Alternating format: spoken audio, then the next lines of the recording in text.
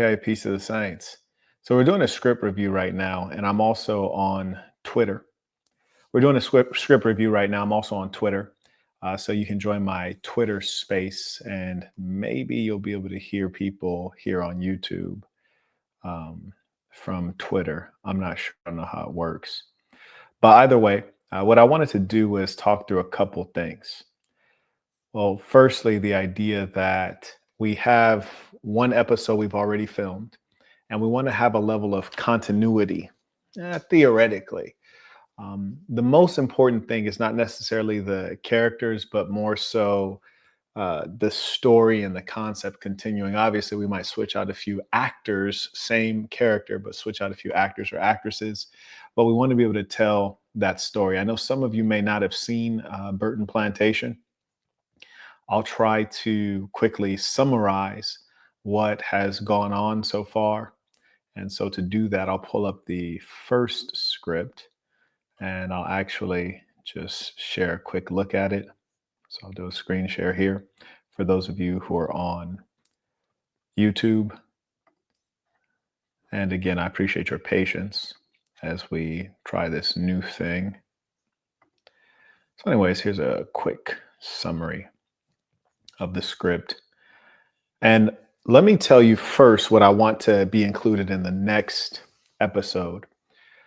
As you know, we need to develop the characters, which is to say, make the characters individuals that you can empathize with, that when bad things happen to them, it makes you feel something. And so there has to be character development, in other words. We don't want you to look at these albinos being abused and whipped and think, ha ha ha ha ha. Whether you're black, white, or what have you, we want you to be able to look at it in a new light with a new level of empathy. And for that to happen, we really have to be able to humanize them. Now, you would think just looking at human beings, they'd be human enough, but we want to humanize them through character development. I'll tell you some of the things that I want to go through this script.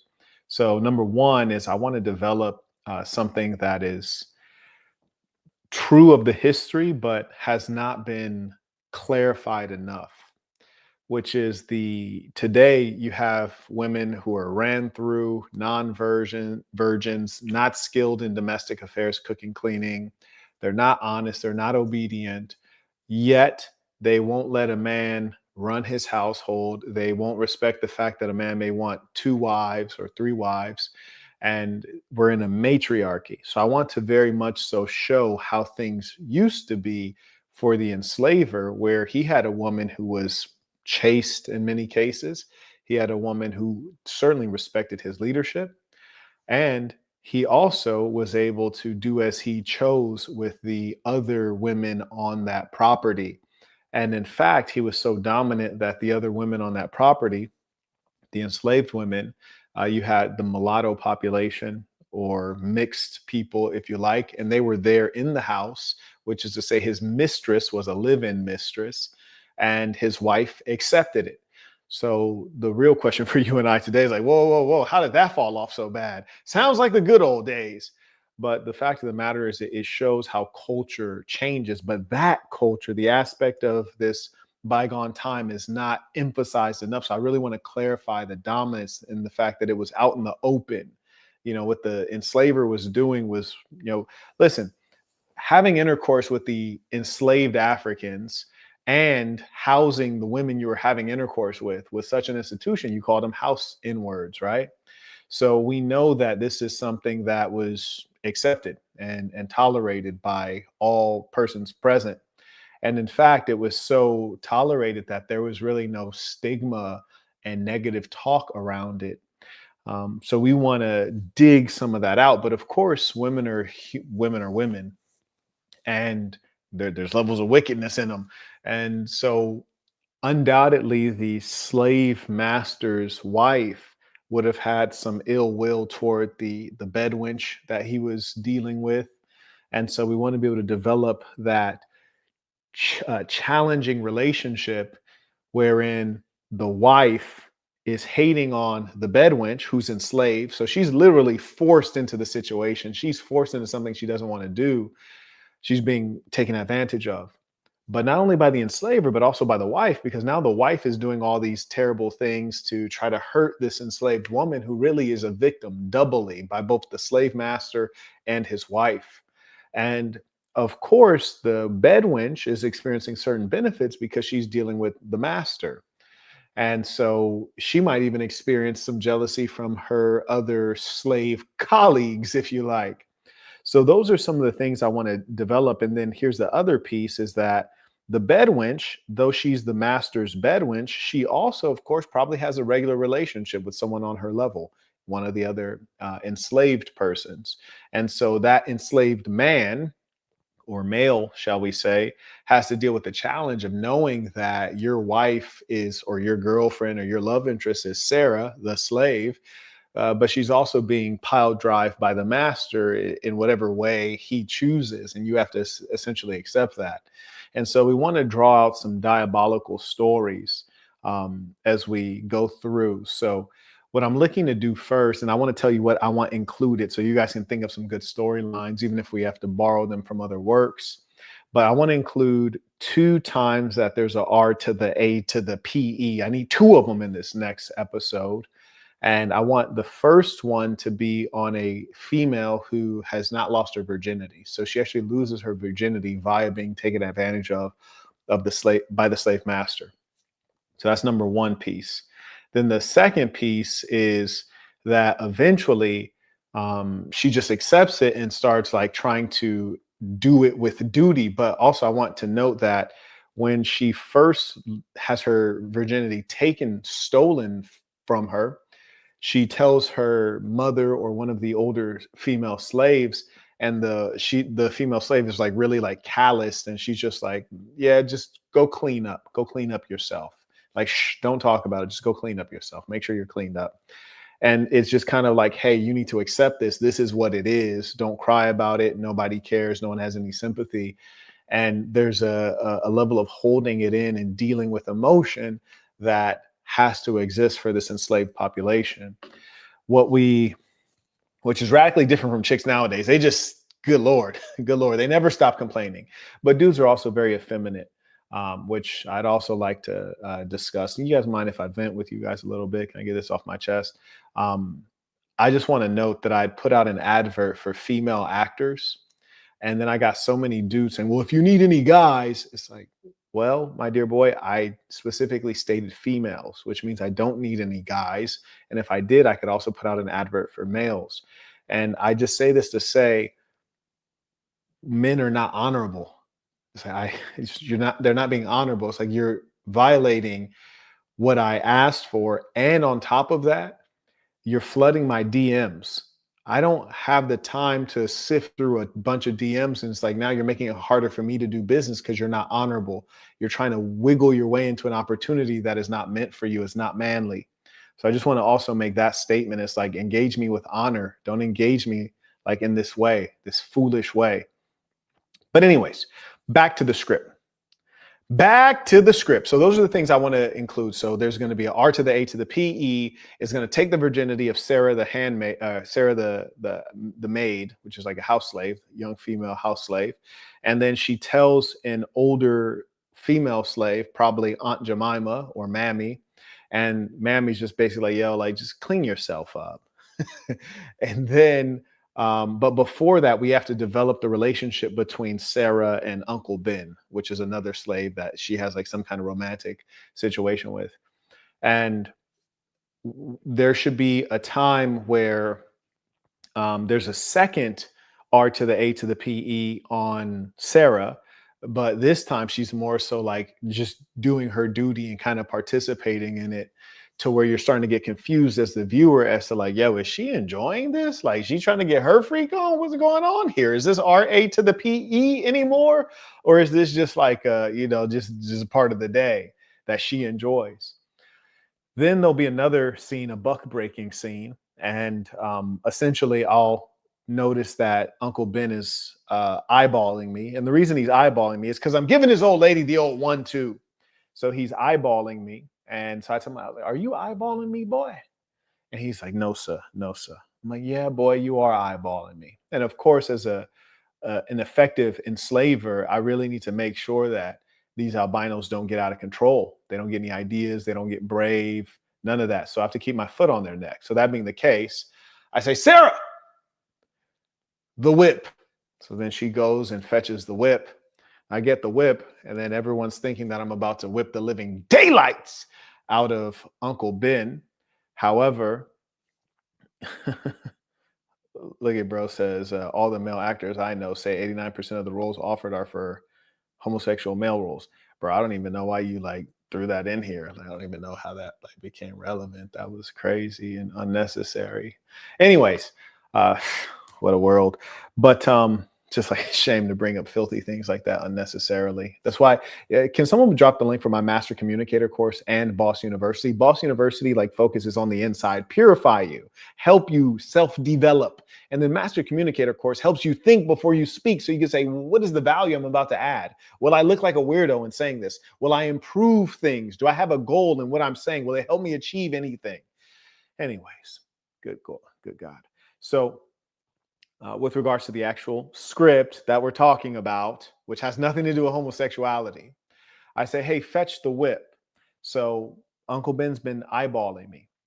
And I tell Sarah to fetch the whip. She brings the whip back. Everyone, and I say, "Get the post," which is to say, like, put your arms on the post, and I say, "Undress." And I'm looking at Ben the whole time. So he starts like unclasping his overalls and taking his shirt off so that I can whip this boy. But in actual fact, even though I'm looking at him saying, "Undress, grab the post," and then I say, "Sarah," and I'm still looking at him, "Sarah, undress, grab the post." So I have her take her overalls off and take her top off and grab the post so that I can whip her. And then he's kind of looking at me like, "You diabolical, evil, mean person." But there's nothing he can do. And so basically I whip her to buck break him. And I whip her also because it's just more diabolical. And this character, Master Burton, is really a character who the goal is to make him a dashing, good looking, well dressed, charming, friendly, kind, charismatic man who is also extraordinarily ruthless, unpredictable, and scary at times. And so, like, for example, you saw in the first episode, the albino says, "Well, Master Burton, it's Sunday. It's the Lord's Day. We don't have to work on the Lord's Day." And I said, "You're right. It is the Lord's Day." And I show back up with the ooh-ah, blow. So the idea is that you should be jarred by this character, but there should be other times where she says, "But Master Burton, it's Sunday, the Lord's Day." And then I should say, "You're right. It is Sunday, the Lord's Day." And then I go back into the house and you're waiting for me to come back with the ooh-wop and start blasting. But instead, I send out some hot apple pie for everyone to enjoy on the Lord's Day. And I come out and tell everyone how good a job they've been doing and how all is well. So I want you to constantly be on the edge of your seat. Like, damn, you don't know what bro gonna do. Bro, throw it off. He might body everything, or he just might hand out like some tips or something. We don't know. Stay on pins and needles. And so that is the nature of that particular character. TD writes, "Off topic, I purchased your master communicator course. Absolutely insightful. I've never found anything even remotely as useful as it is. Also, join the SAS and peace to the saints." Well, I appreciate you. We welcome you warmly. May all those in the chat be kind enough to welcome TD warmly to this thing of ours. Oh, and do join up with the Canada section. You're going to love them. Excellent leadership over there. Great group of guys. And as you guys can see, he attested the Master Communicator course is a phenomenal course. And that's because it's highly practical. It's not theoretical. And it's given to you by someone who has been around the world. I've lived around the world, communicated with bosses, you dig, in government, private industry, nonprofit, etc. You name it, I claim it. Real experience. Anyways, carrying on. So those are the elements that I want to include in this next filming date that we're going to have, which will be on Saturday, September 6th. And again, if you know women who are aged 17 to 24, please send them over. Black and white is fine. Excuse me, black, white, and anyone who can pass for anything in between is fine. So Latinas and what have you, if they can pass for anything between black and white, it's fine.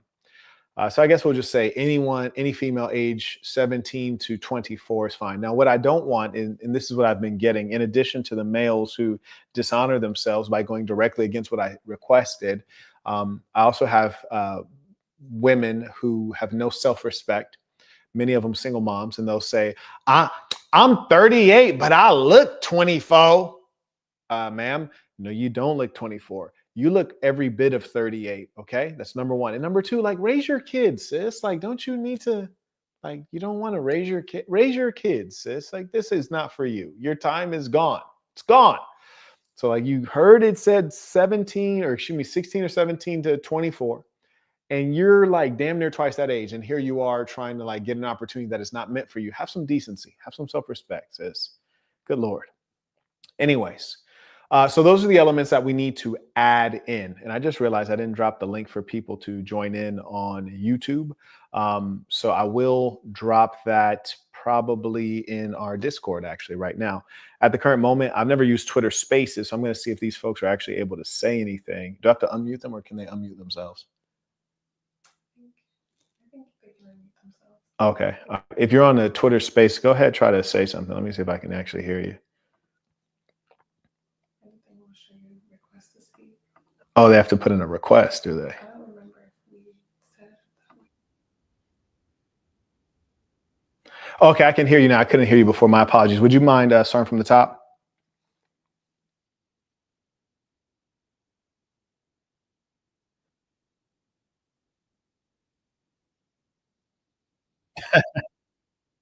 Right.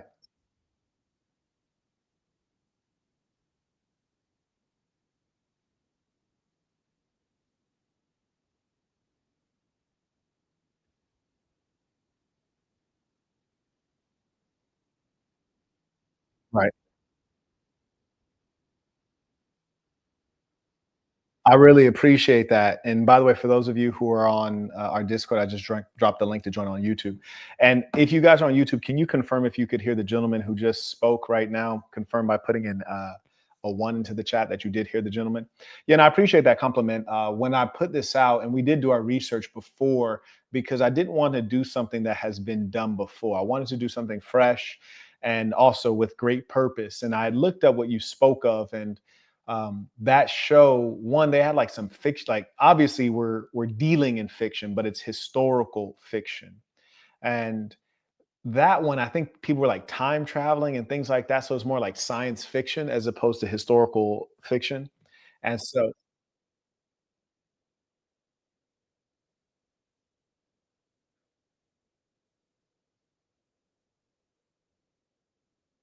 Mhm. Yeah, no, no, totally understand. Okay, so it seems like folks are saying that they cannot hear you. That's interesting. Let me try and switch up my audio real quick so that folks are able to hear you. Let me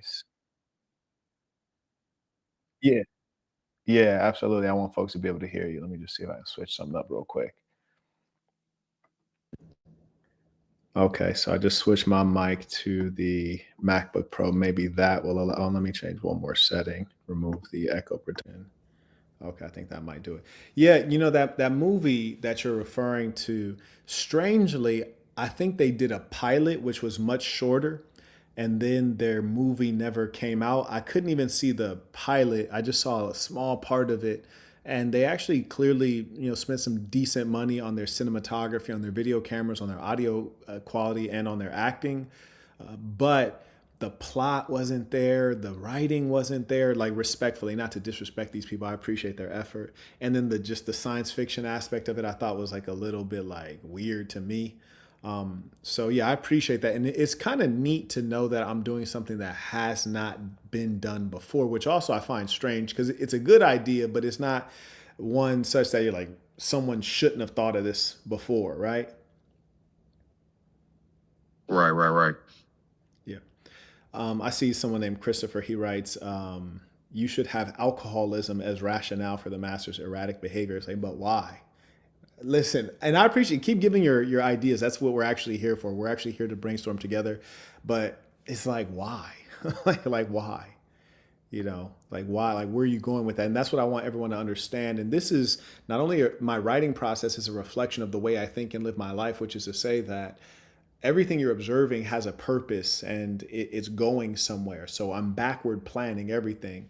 So if you are saying the master has an alcoholism problem, it's like, well, why? Could he not be cruel simply because that's the best way to keep the slaves under control? And he's being Yeah, strategic, yeah, right? You know yeah. what I'm saying? That's simpleton shit to say and put that on the owner. I say, and this is obviously since you just bouncing ideas, I feel like your shit would hit because I know you got Jabri. Damn, what's my boy name? Jabbar, your boy name? Yeah. Jabri. Okay, Drizzy. that's Yep. your homie, right? Mm-hmm. But see, the be a crazy spin is to find you a Caucasian to be that Samuel Jackson Steven character, right? In your shit. Like how Don Johnson had in Django. Not Don Johnson, my bad. Leonardo DiCaprio had Samuel Jackson. Oh, right. If your character, yeah. If Mr. Burton has a Steven character, but he's, maybe white guy that looks like the dude from Home Improvement, or he looks like the guy from the dude on the couch on Love and the Marriage, whatever the name of that Al show was Bundy. from back in the day. Al Bundy. Yeah, You are. Bundy. Yeah, yeah, yeah. If you got a Steven character that's like, Mm-hmm. oh, I'll shine your shoes, Mr. Burton. Yes, You sir. feel me? If he Yeah. on that, Yeah. you know what I'm talking about? It might be a little spin on it. Yeah, I like that. And I think we definitely need that because, I mean, obviously that's a part of the reality of what happened at that time. And as we take the show from 1850, the year 1850, into the year 2027, that character who is like the Uncle Tom guy, the guy who's basically betraying his own, he wants to cozy up to the slave master. That personality is who turns into Officer Tatum, right? That personality is what morphs into the Candace Owens and the Hodge twins. You see what I'm saying? For sure, for sure, for Mm-hmm. sure. There's plenty of those representations. Al Sharpton, all kind of Ah, crazy cat. yeah. And the funny thing too is, despite us, or I should say me, taking out the money to invest in a project like this, and it being something that's new to YouTube, people don't put out like shows on YouTube, especially not the actual influencers doing it. They usually partner up with like a big studio. I noticed all the reaction channels didn't want to react to it. They tried to pretend as though it didn't happen. Definitely. And what's crazy is I'm just now hopping into the Twitch and reaction type shit. So Uh-huh. I might start gearing. Well, not might. If you want to, I just start doing it because I fuck with you. Yeah, yeah. But I'll kind of gear some of my hashtags or maybe try to clip up when I'm watching and just try to do that on my end. You feel me? So then it just kind of get in the algorithm of type. I appreciate you, absolutely, and I always tell folks if I have content that's out in public, feel free to use it. The only time I say be thoughtful about it is, every now and then I might have some of the saints on set, which is why when guys are like, "Hey, you need any actors?" I'm like, "I don't need any actors. We got thousands of members, and those are the people I always try Right. to take care of first and foremost." I say, "Show love to those who show love to you." But they might be there filming on their cell phone, and then they put up the clips before I could put up the clips. I'm like, "Yo, I didn't spend like like a lot of money, like many thousands of dollars, Yeah. and you're putting It's up still a production. yeah, Yeah, yeah, yeah. exactly. Exactly. Now, so you saw the first episode of Burton Plantation. Yeah. Okay, cool. And so basically, I'm just going to recount for everyone what happened on that one. And mind you, if anyone else has anything to say, feel free to jump in right now before I get going. So I'm going to yield the floor real quick if anyone else wanted to say anything before I get going.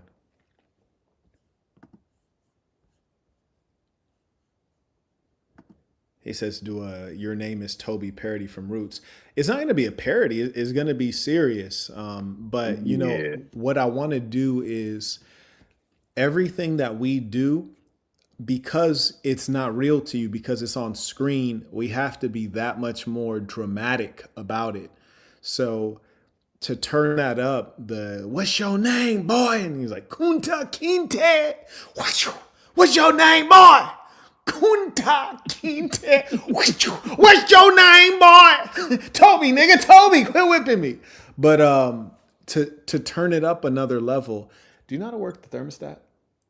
Okay, if you do, there's one in the bedroom. Can you turn that down for me, please? I appreciate you. Were Pretty you good. hot too? Oh, okay.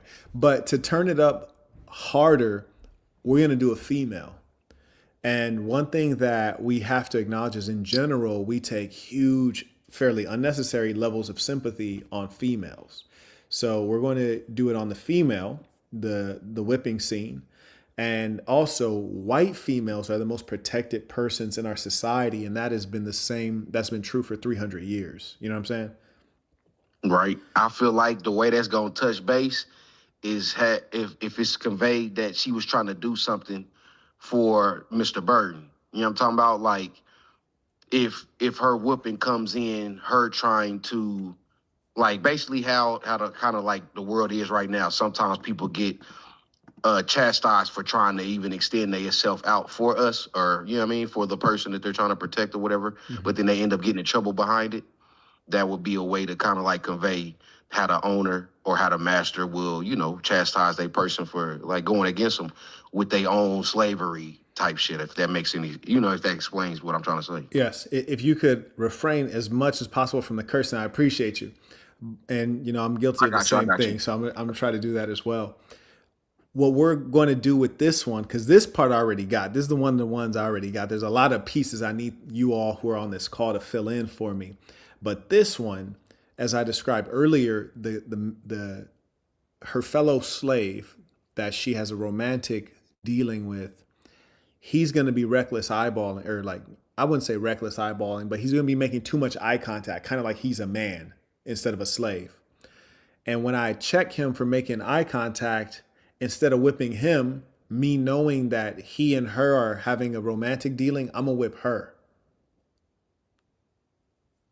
Right. Okay. Yeah. I did hear that part. Yeah. So that's how I'm going to throw that one in there. Yeah. Okay, I'm going to That's yield. still real life. Yes, sir. Anybody else on Twitter have a comment that they wanted to make? Fantastic. Jonas writes, the obvious would be creating a love interest. However, I'd introduce a family coming together as an addition to the plantation, perhaps a rebellious son that ends up getting betrayed by his family. I can't say that was very clear.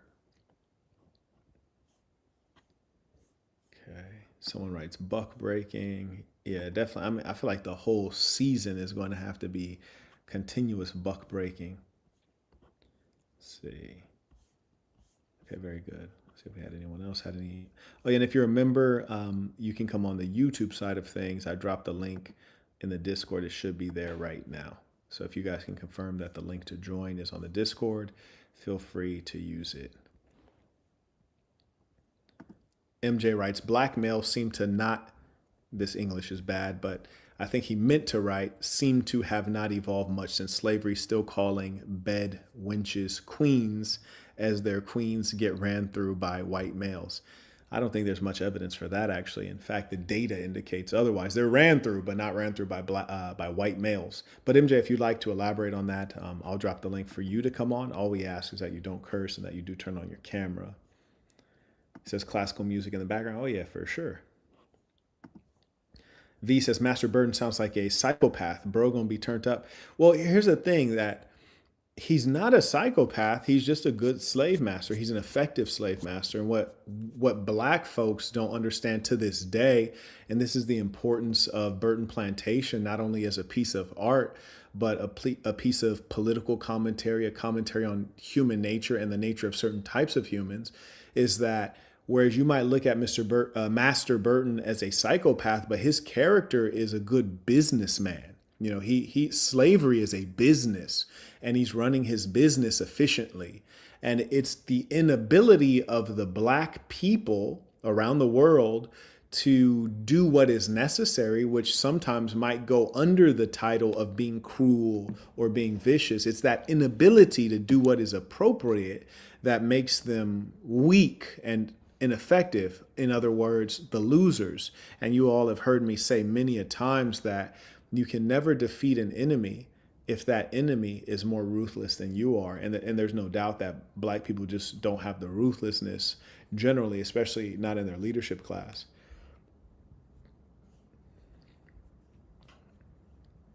Protouch writes, this is definitely groundbreaking infotainment. Yes, indeed it is. But the real question is, at what level will people support it? Because the YouTubers, the ones who say that they mess with me, they didn't do a reaction, they didn't acknowledge it publicly, they didn't post it on their community tabs, And that says a lot about them, right? It's like, do you not respect the project? Do you not have love for the big homie?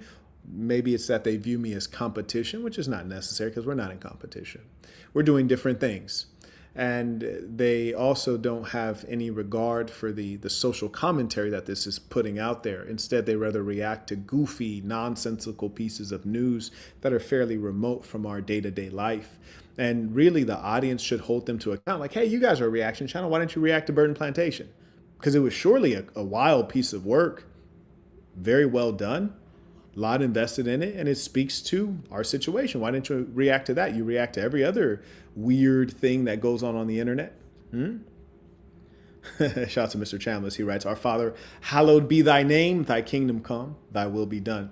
And the religious piece to it is so important because I think it'll help people, get some level of grip on how black people in America came to take on certain ways of thinking, certain ways of behaving, certain styles of dress, certain styles of speech, certain religions, certain cultures, as a direct thing that they were given, or rather that was forced on them.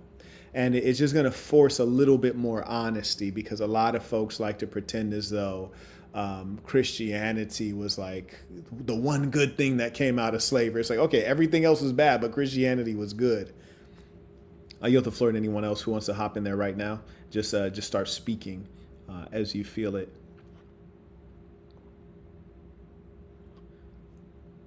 Gentleman writes, from trucking to day trading. Okay.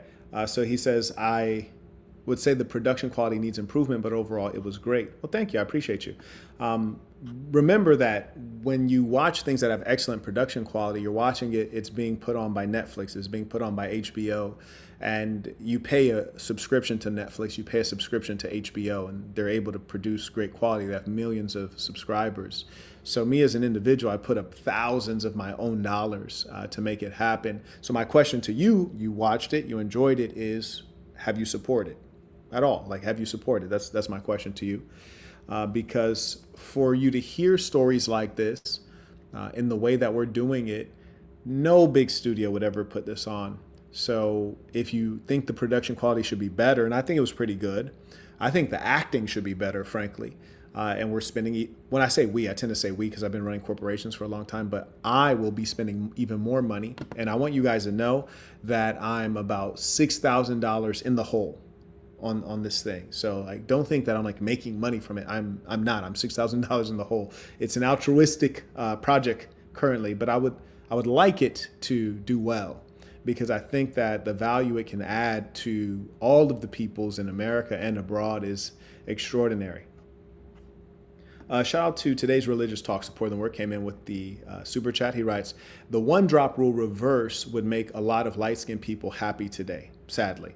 Oh yeah, and we're definitely going to hit the one drop rule because, and here's another thing that should be really interesting to you guys, just from a business perspective. In MindDrop, I've hired a lot of employees around the world. I've hired them in Asia, I've hired them in Africa, I've hired them in Europe, I've hired them in Latin America and the United States. I've hired a lot of people for various things, and I've observed certain things consistently. Number one, that women don't like to work. Like, they may say that they want to work, they don't like to work. I know this from experience. They don't like to work. If you give 100 candidates who are female a chance and 100 candidates who are males, you're going to have a much higher call out rate from the females, canceling the job interview, not showing up, apologizing, asking to reschedule.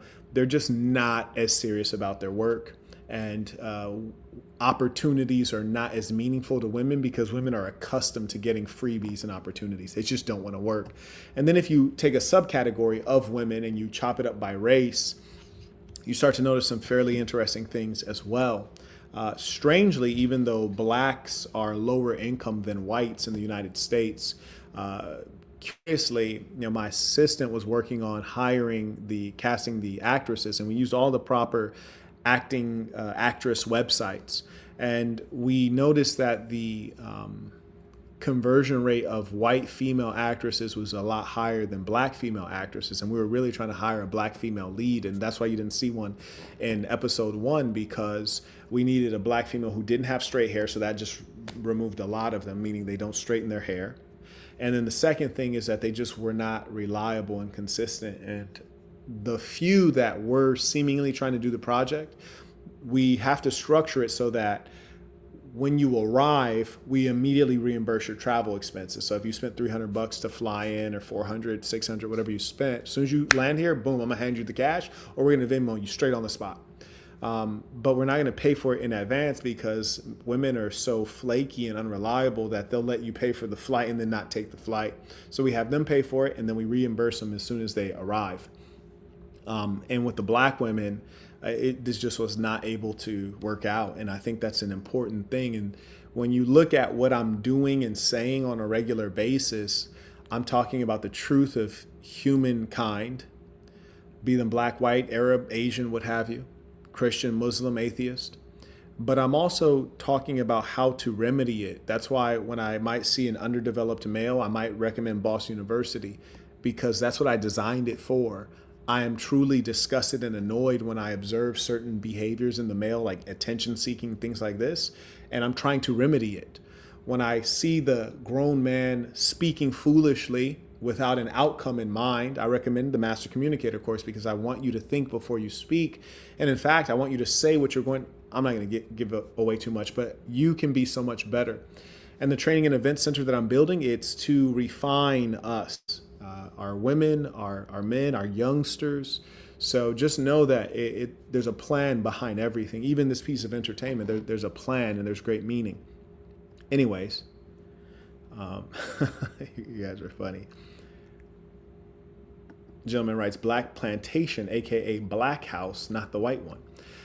You know what? If you painted a house black, it just would look a little bit strange. But it'd be great, because I actually have to power wash the plantation ever so often. I gotta ask you, bro. This is just a personal question. Yes, sir. Did you already own this spot, or did you buy it in mind of the content in like a duality, like I can live in it because it's fly? Mm-hmm. It's kind of got your style anyway. I'm not gonna lie to y'all. You feel me? So it's like, I ain't know. This is just a personal question. You ain't got to answer that. So just, you know. I bought the property because, number one, I wanted acreage, because I truly believe that you will never be safe. You will never be healthy, happy, and wealthy unless you have land. The only real value on earth comes from land. Anything you could name that has value: gold, silver, platinum, diamonds, cobalt, coltan, uranium, whatever you name comes out of the earth. You must have some earth. And especially in the way that they have us living today, whether you're black, white, Mexican, what have you, you're living stacked on top of each other. You own no earth. And you don't really have a homeland. So I wanted to have a place where the tribe could come, a place where if you wanted to grow your own strawberries and plums and peaches, you could do so, where we can actually teach our children and our women how to garden, how to actually nourish us in ways where we know where the food came from, where we can have some chickens and have fresh eggs. So I wanted land. That was always a part of it. And I've been speaking about that for some time and traveling the earth to find the best opportunity with land. Then secondly, I think that there's some great beauty. As they say, the first will be last, the last will be first. And to see one who is the descendant of those who were enslaved now is the master at the plantation. So it was a master plan. Yeah, I feel that. Appreciate you. Shout out to Lady Lola writes, KKK scene, but all black instead of all white. Oh, that's a guarantee right there. And we're going to do that as slavery has ended. So as you guys may have hopefully gathered, and that's going to be hilarious, mind you, we're going to go from the year 1850 to the year 2027. So obviously at some point slavery has to end. And once it ends, of course, we're not happy about that. And so Master Burton will then become the Grand Master of the Ku Klux Klan. And so, of course, yes, we will have that popping off. Just hope we don't have to ride any horses. Says, do we have Mr. Burton's approval to clip episode 1? Absolutely. I encourage you all to clip episode 1. You have my full approval to clip it, to play it at length, to react to it, I will not be flagging anyone's channel for what you do with that footage. And all I ask is that you simply at the channel in your title so that people can get to the original, so that when we release the second one, they have access. We're also going to release a behind the scenes because I think you guys would be entertained to just see how things like this are developed. Shout out to Brandon, says the production is good. Lady Lola writes, a scene where you have you and other black slave masters buy white slaves. Well, we kind of have that already. So we would need to restage that one with additional slave masters. So we do already have that one. So that one we might not throw in because we got something that kind of gets a taste of that so far. I do plan on doing one at the slave quarters. So I do have a location on property that I think can suffice for that. Shout out to Chris. He says he shared it on IG to raise awareness. Appreciate you. And shout out to Chung for sharing the link to Boston University. Mr. Chambliss writes, which cities were these casting calls for these women sent to? It was actually nationwide for the casting call recruitment. And in fact, one of our actresses who, no comment, she actually flew in. So we flew her in, and I noticed on some of the replays, like during the scene, she was laughing or like smiling, like wanted to laugh. And it's like, come on, sis, like we didn't fly you in for this BS. But that's the thing, is that when you are a producer in this world, it's really easy to sit back and say, oh, the audio should be better, the production should be better, especially when I know you're comparing it to something HBO did or something Netflix did. And I appreciate that because we plan to compete at that level. But if you've never produced anything, you never think about the millions of things that could have gone wrong that didn't go wrong. The many things that did go very well, the $8,000 camera that we used that looked great and crisp that you didn't know was $8,000. So those are the things that kind of are going over people's heads. But if you're not a producer, which is to say a real man, then you don't appreciate that things take time, effort, and significant amounts of capital. And that's why when people don't support it, it's like, I know what kind of people I'm dealing with. Like me, if I enjoy something, I support it because I want it to keep going. Like I grew up in the church, and I always knew that you don't pay your tithes to God. You're paying it to the church because the church has electricity, it has water bill, it has lights, and all these things that make it keep going. And if we don't pay it, then the church is going to shut down and we don't have anything in our community. And those are the things that I strive to teach men. And when we get up the training and event center, of course, we're going to have like a nice little soiree well, and here's the link right here if you want to support it. We'll have a nice little soiree to open it up. And I saw some guys like, yeah, man, I want to come celebrate. It's like, you didn't donate, so no, you won't be there. But we will have the women there and the children there at no cost, because as men, I'm not willing to marry a single mom. I won't do it. I won't marry a single mom. I don't want to have a single mom in my home.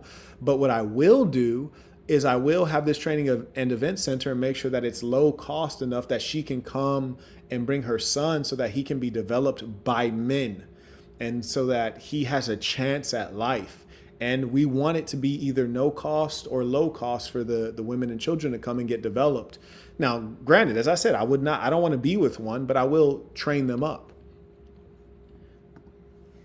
Shout out to Michael. He writes, real talk, Peace of Saints. I'm 42 years old and I'm still learning. Yeah, me too, man. I'm still learning too. And I want everyone to know that at some point though, you do need to kind of get your ish together. We hear a lot of women like, I'm healing. Like, nah, shorty, you 35. You need to get it together. Like, you are a real adult. Like, it's too late for all that healing. Let's see. He says Kanye can help out with the KKK part, low key. And I think that this is the kind of project that I do want to see these guys involved in at some point. I'm interested at some point to have some of the YouTubers you guys listen to come in and do a little piece. A few of them have reached out to me and it's like, hey man, I saw Burton Plantation, love it. And shout out to David, in fact, because the brother was kind enough to give me a good resource for getting the kind of whip that I needed for the show. Because I was looking for one, I couldn't find one that looked right. And so he actually helped me with that. So shout out to him, I appreciate it. Mr. Chambliss writes, okay, I already read that. Shout out to Kareem Close, the second person to come in, actually the third person to come in supporting. I appreciate you. And he writes, How often do you plan on releasing each episode? So as I said, I'm down about 6,000, and so that's kind of like what it's looking like. I'm like losing about 6,000 for each go, and the expenses are climbing up with each episode because it's getting a bit more elaborate, and I'm trying to hire better quality actors and actresses. So I cannot afford to do it too often, especially if it's just not supported at all. So what I would like to do in an ideal scenario, I'd like to film it every 2 weeks and release at least 1 to 2 episodes every 2 weeks. And what you guys have to remember is that not only do I have to pay for all the actors, like their salary, so to speak, I have to pay for their flight in. I have to cater food for everyone who's here. I got to pay for everyone's rental cars or Ubers to get in and out of the property. Then we have to pay for editing, and we have to pay for equipment. And then, so it's just like a ton of expense. So even if I had an infinite amount of time, we don't have an infinite amount of capital at this stage. And currently, I'm down about 6,000 on the first episode. In the second episode, we want to do a little better. So let's say we'll be down about 8,000, and so we'll put it around 15K per month. We'll be down on the show, which is a bit. It's quite a bit. So we'll need to figure out a better business model to make the show solvent, and also hopefully we can activate you guys in a real way to push it out so that we can get the kind of partnerships that are needed. And 2 actors I would like to see in this thing eventually, or 2 people I'd like to have involved. Number one, I think Cat Williams will understand what we're doing, like meaning he'll get it on a spiritual level, like instantly, and I would like to have his insight here. So I want Cat involved in this one. I think Kanye just has to be involved with something, like this, because it's off color, even though it's about color, but it's also not about color. And I think that this is something his personality will attract to. So even if we just had him come in like as a slave master or as a Klansman, I think that would, just be appropriate, right? But other than that, we got it under control. And thank you for that question. And I appreciate all of you who are building this with me. Saintino, this is my boy Justino. If it is, what do you do, baby? It's good to see you again. He writes, I might be interested if you have a Native American. Okay, so this is that. This is Justino. He writes, I would recommend Cherokee as they participated in slavery.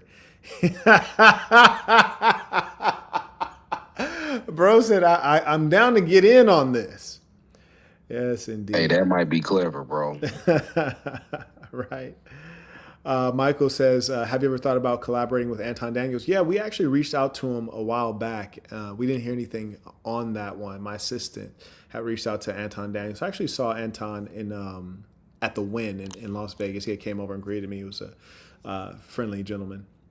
But yeah, we did reach out a long time ago. Didn't hear back on that one. But yeah, I would definitely collaborate with Anton Daniels.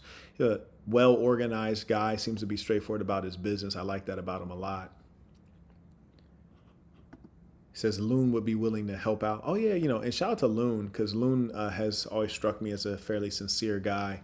And one day I want to get over to his part of the world and link up with Loon. Anyways, so let's do a quick review of what happened in the previous episode. And I want you guys to tell me. Now, the previous episode is technically a pilot, right? When you're making a show, you create a pilot, and then the studio or the network will approve the pilot and say, yeah, this was not good enough. We're not going to make it a show. Or this was great. We want to make it a show. Let's do it again. Let's extend it. And then you go on and make your seasons. So what I'm going to do is, I guess first, let's take a vote real quick. Do you guys think that we should make this have continuity directly from the pilot? Meaning this next episode would basically be episode 2, and we're treating the pilot as episode 1. Does it matter if the storyline is directly connected? So if you think it needs to be directly connected, put a 2 in the chat. If you think it doesn't matter, put a 1 in the chat. So directly connected to the first episode, put a 2. It doesn't matter, put a 1. Give you guys some time to put in your votes right now. While that is happening, I will yield the floor if anyone in the Twitter space has something to say.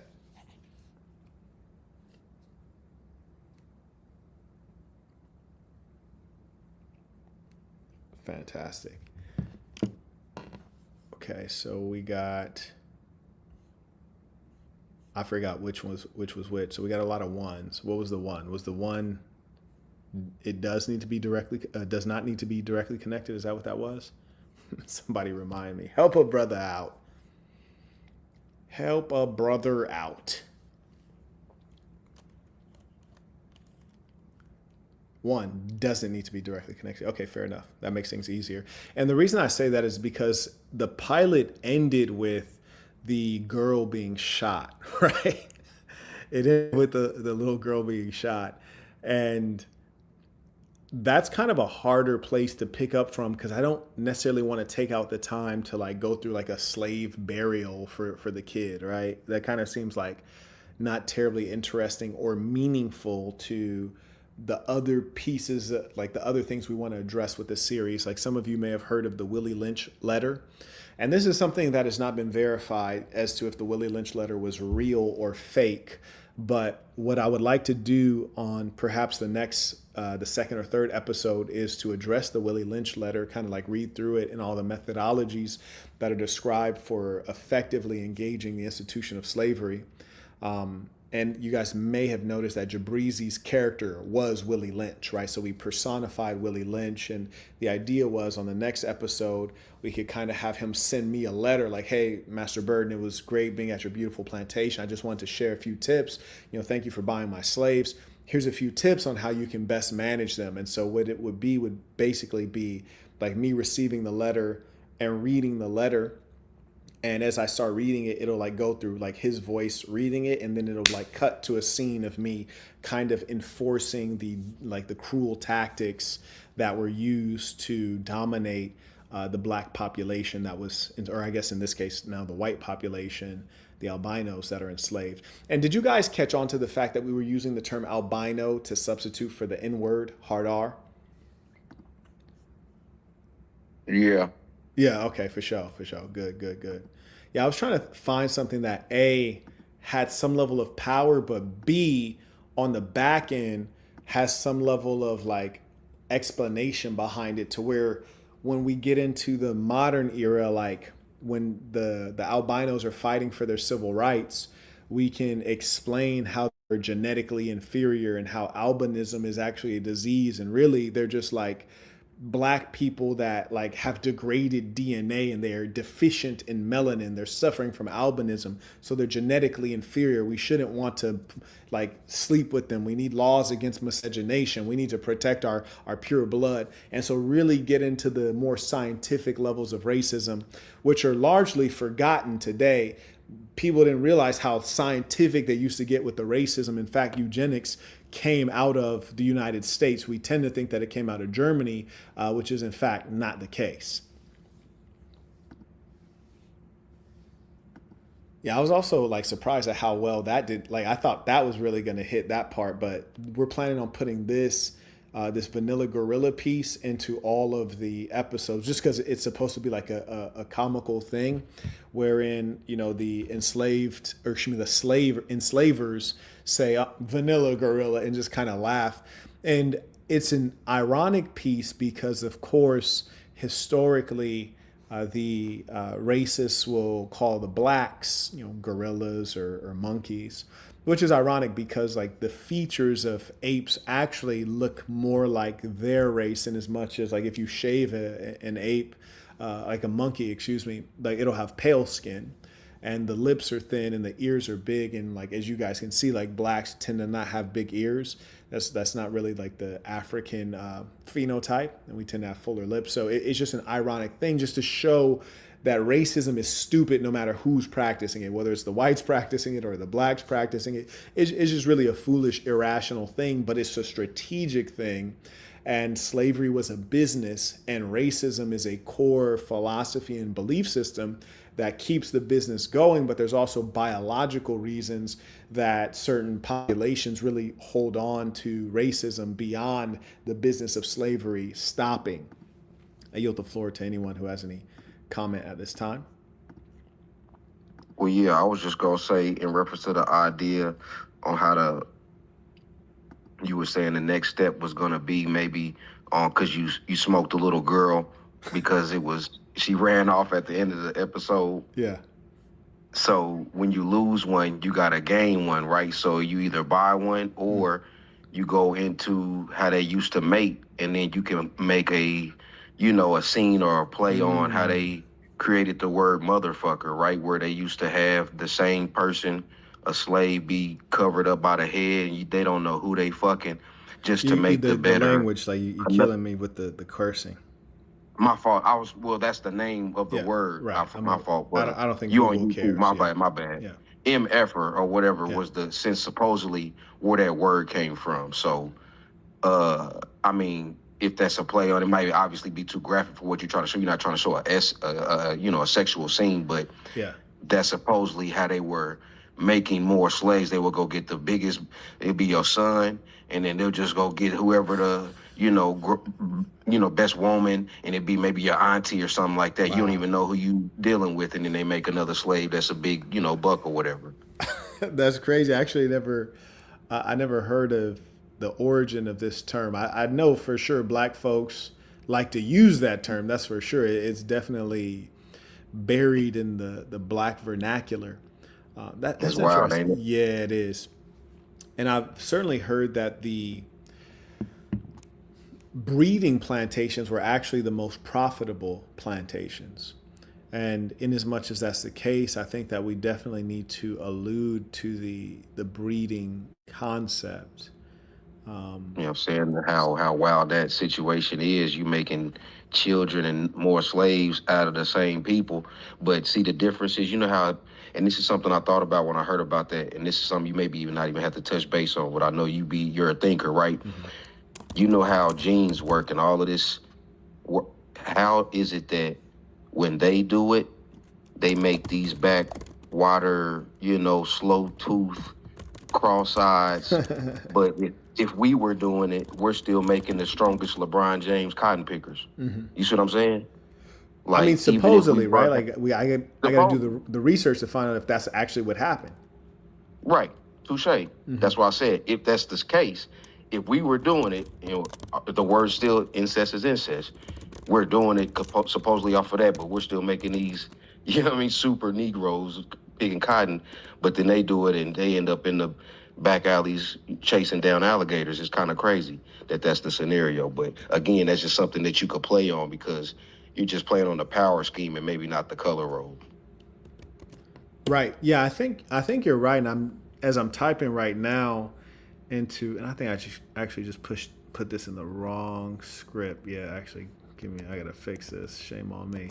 But yeah, that's what I'm adding in right now is that idea that since we did, or since Master Burton did eliminate that female child, that she does need to be replaced and that breeding is a consideration. So I'm thinking we'll do a dining scene again where Master Burton is talking about that. And what I also want to show in that scene is Master Burton talking to his son about kind of the necessity to be ruthless, like to not see them as human beings, because in seeing them as human beings, he's not going to be able to execute on his duties as a slave master. And so, in fact, when Master Burton starts whipping Sarah, I want him to call over his son to finish the whipping.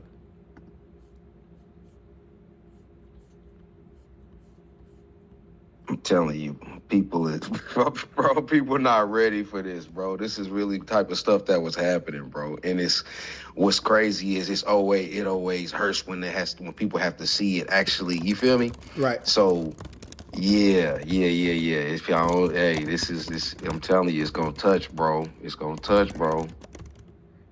Yeah, and also the important thing too is realizing that some things are natural, but other things you have to condition into people, and it's almost making sure that your son is having that apprenticeship so that you know that he has the proper tool and he's learning the family business, right? So that he has the proper tools to execute on what needs to be done to maintain the dominance of the Burton plantation, the dominance of the Burton name, the dominance of the black race over the albino race.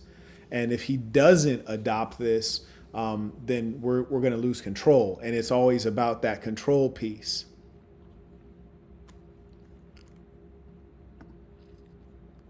He can just list, hey, that's, and because you're going all the way up until you said 27 or whatever the Yeah, future date 2027. is, Mm-hmm. his part of the lineage is where that waters down is. Like you said, if he keeps having a problem with learning how to be, stomped down, you feel me? If he keeps having a problem with how to try to be a stomp down owner, that's how by the time, all the other type of time frames that kick in and the laws change and things like that, you've been going soft on him, then your son goes soft on him, then the laws change, and then bow, next thing you know, you don't have anything. Oh, absolutely. And the Master Burton character is never going to actually die. He's just going to Ah, keep okay, being, okay. you see what he's going to keep being Yeah. reincarnated. So he's going to Right, go right, from right. being the slave master, then he pops back up as the grandmaster of the KKK. Then he pops back up as the governor of Georgia saying, don't integrate. Then he pops back up as like, all these different incarnations of Master Burton, and he's still in the Burton family. So he has Right, this story that he's telling to his kids, like, well, you remember, just 20 years ago, I'd have had him strung up, right, and it's this mentality that he's trying to pass on to his kids. And then, by the time you get to 2027, the family still owns Burton Plantation in 2027, and down the street you can see the Confederate soldier graveyards, which, mind you, is literally down the street from the Burton Plantation, like down the road. And eventually, the season, like the whole thing, will end. However many seasons later, when an albino family come, like a rich albino man comes and buys the Burton Plantation, thereby ending the legacy of the Burton family as enslavers. And it's full circle. Like it started with the albinos in bondage, and then a wealthy albino man comes and buys the Burton Plantation. yeah, that's finna go crazy. It better, man. Yes, indeed. Let's see. Someone writes, gonna say, okay, I'm not gonna read that. I always ask you guys to write in proper English because we're not having a conversation. I need to understand you. Brandon writes, or you can make a B story about how some of the slaves didn't like how the master killed the child and they planned to escape the plantation without the master finding out. Brandon, I think that we definitely need an attempted escape because this is a part of the history, but we need more character development first so that when the albino plans to escape, we feel why. So we want to see them suffer a lot more because you have to remember them seeing one of their own die low key is just life. It's not unusual for one of you guys to get whipped or to get like branded or to get beaten or to get RAPED'd. Like this is your life. You were born into slavery. So it needs to be heinous behavior on a consistent basis that makes someone say, you know what, I can't handle this. I'm running away, because the potential cost of running away is less than staying here with this unpredictable, cruel enslaver. So we need more Yeah, character development. Go ahead. yeah. I was just gonna say it's always two sides of that coin. There's always those people that saying that, but then there's always somebody that be like, man, I might as well stay here. I don't know nothing else. You know what I'm saying? Right. Like Oh, it's more, what? yeah. Absolutely. And the funny thing, we tried to develop that a little bit in episode 1 where you heard the Sarah character. You Yeah. heard In the that? field. Yeah, in the field. Yeah. She was like, yeah. Yeah, I know. I don't know what you're talking about. Yeah. See, you were peeping game the whole time. A lot of people, I think, like stuff like that was going over their head. That's why they're over here like, the production wasn't Netflix quality. It was like the production was not Netflix quality. I concede that. Bro, I'm gonna tell you what this is, bro.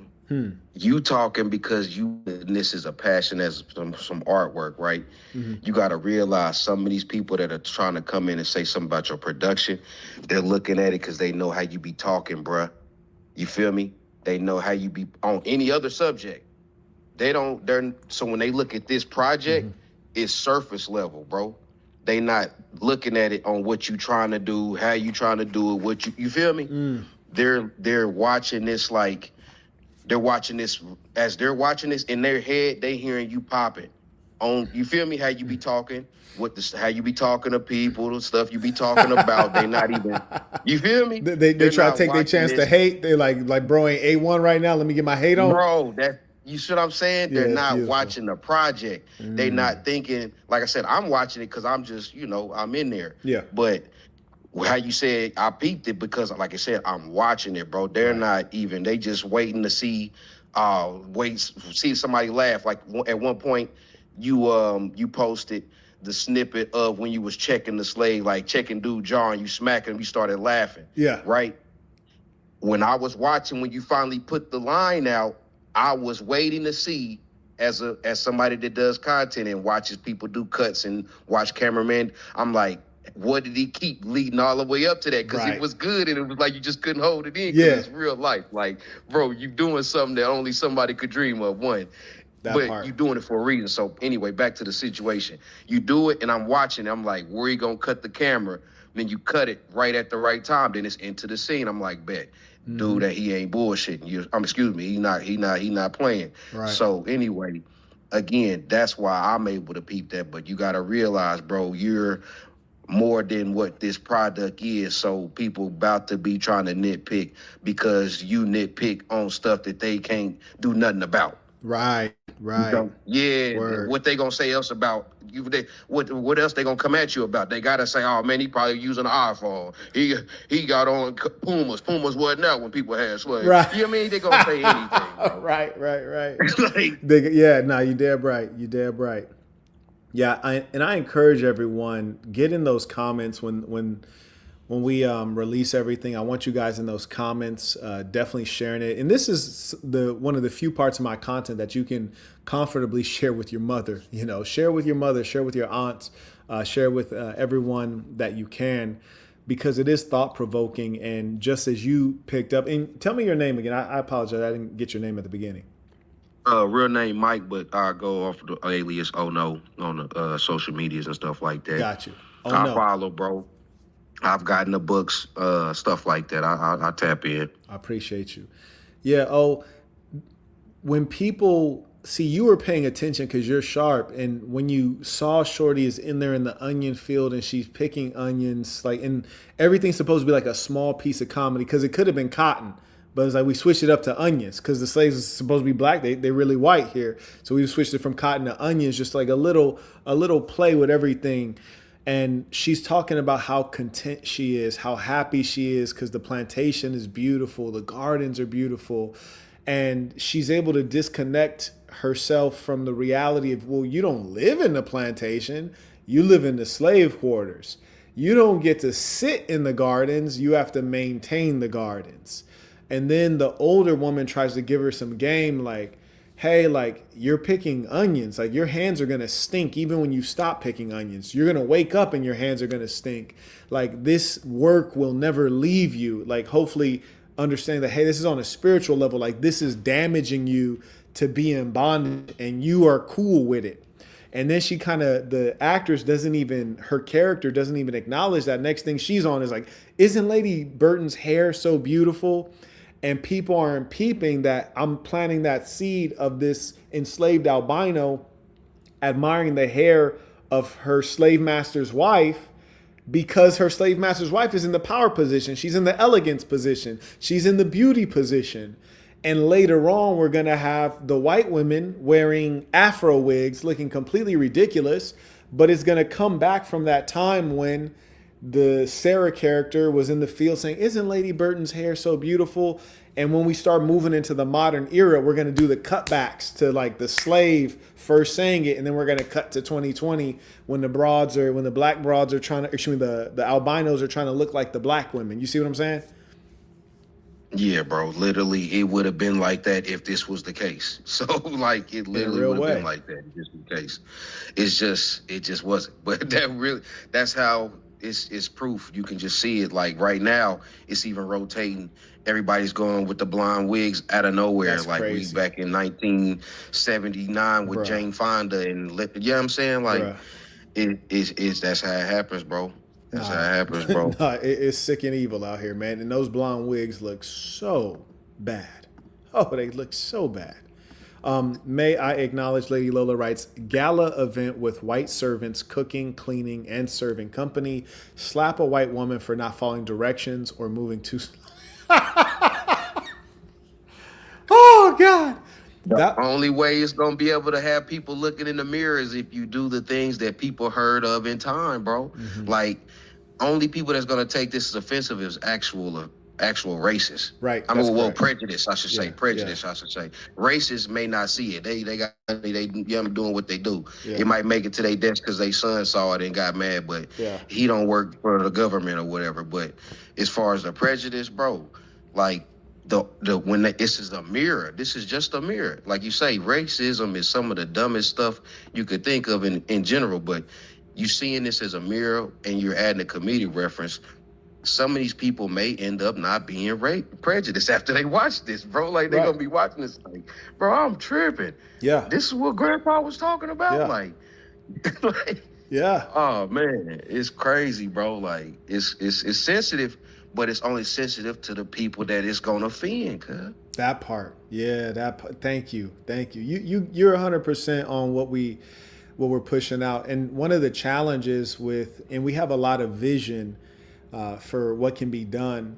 And for example, scenes like this, if I could shoot it ideally the way it is in my imagination and in my heart, we fill up the plantation with a lot of elegant folks and black tie event, tuxedos, bow ties, and then you have the slaves wearing decent enough clothes, and then there's like classical music. Matter of fact, we have one of the slaves playing piano, doing a damn good job, and we're kind of sitting there like barely clapping, like, oh, this slave is talented.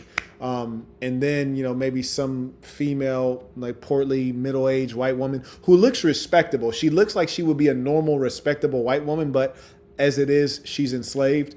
And then she does something, and then I reach back like a real P and give her a good one. You dig? But the expense of that, to have that many people there to fill the space, you see what I'm saying? Like the amount of and also another expense I forgot to mention is wardrobe, like clothing everybody, like the wardrobe cost, the actor cost, like these are huge expenses. Just shooting that scene alone can break the bank. And so those are the challenges. And you guys may have noticed, I hope you didn't notice, but you may have noticed we did fill in some of the scenes with AI. I definitely didn't notice. Very Like, good. I mean, I wasn't looking for it, Yeah. so it definitely wouldn't have, whatever it was, I definitely wouldn't have, peep whatever it was, Chief, for sure. That's good then. Yeah. Cause I'm good at as far as scrolling on Twitter or whatever, but for what I watched, yeah, I don't even know what could have been AI at this point. Maybe the gun smoke from when you blew that old rifle. I don't know. Yeah, I guess we won't let out the secrets in it. And I'm gonna add this in because I For think this sure. Yeah, I ain't asking. I ain't asking. yes, sir. I'm gonna add those notes in that were just shared because I like that gala scene concept. So we're gonna have to figure out how to do that. Because I think that'll be really cool. And my challenge, especially coming from a boxing perspective, I hate when I watch boxing movies and they're doing like those fake punches. I'm like, just hire boxers and like punch for real. And that slap, I really want to find the right actress who's just gonna like take the slap. You feel me? Because the raw reaction to getting slapped by a man in front of like 50 people, like you ain't gonna need to Yeah. act. When I slap the dog out of you, you ain't gonna need to act. You're gonna have a Yeah, you might visceral have to hire reaction. you a UFC chick, like a UFC fighter or Yeah, something, bro. yeah. On me. Okay, very good. This person writes, Mr. Saint, in your movie, use a disease called krakatosis, niggeritis, this guy. This guy. Okay. Gentleman writes, I could see this show going on for 5 seasons or more. Well, yeah, and I always tell you guys, keep your eyes on the money. So, God willing, it can go on for 5 seasons. And if let's say we get past 5 episodes, that definitely means I figured out a way to not go broke. To make money on it would be an honor, because I'm doing this out of a real passion, which I trust everyone can sense by the fact that it's losing money. But, you know, this has to be something that we are doing collectively, not we black people, but we Americans, we those who are against discrimination and oppression in all of its forms. And this is speaking to the silliness, and it helps us understand that we could have been in any position. The whites could have been the slaves, the blacks could have been the masters, the blacks could be the Jews in Israel oppressing the Palestinians. The Palestinians could be the Latinos, and we're all just human beings. And so my hope is that people really rally behind this project, because what I want you to know is all of your YouTubers who claim that they're not the Matrix, they're the red pill, and they're the this and the that. They are the establishment, and there's a reason that none of them have acknowledged this important work. There's a reason that they all talk about the same topics, but they never organize the people in person.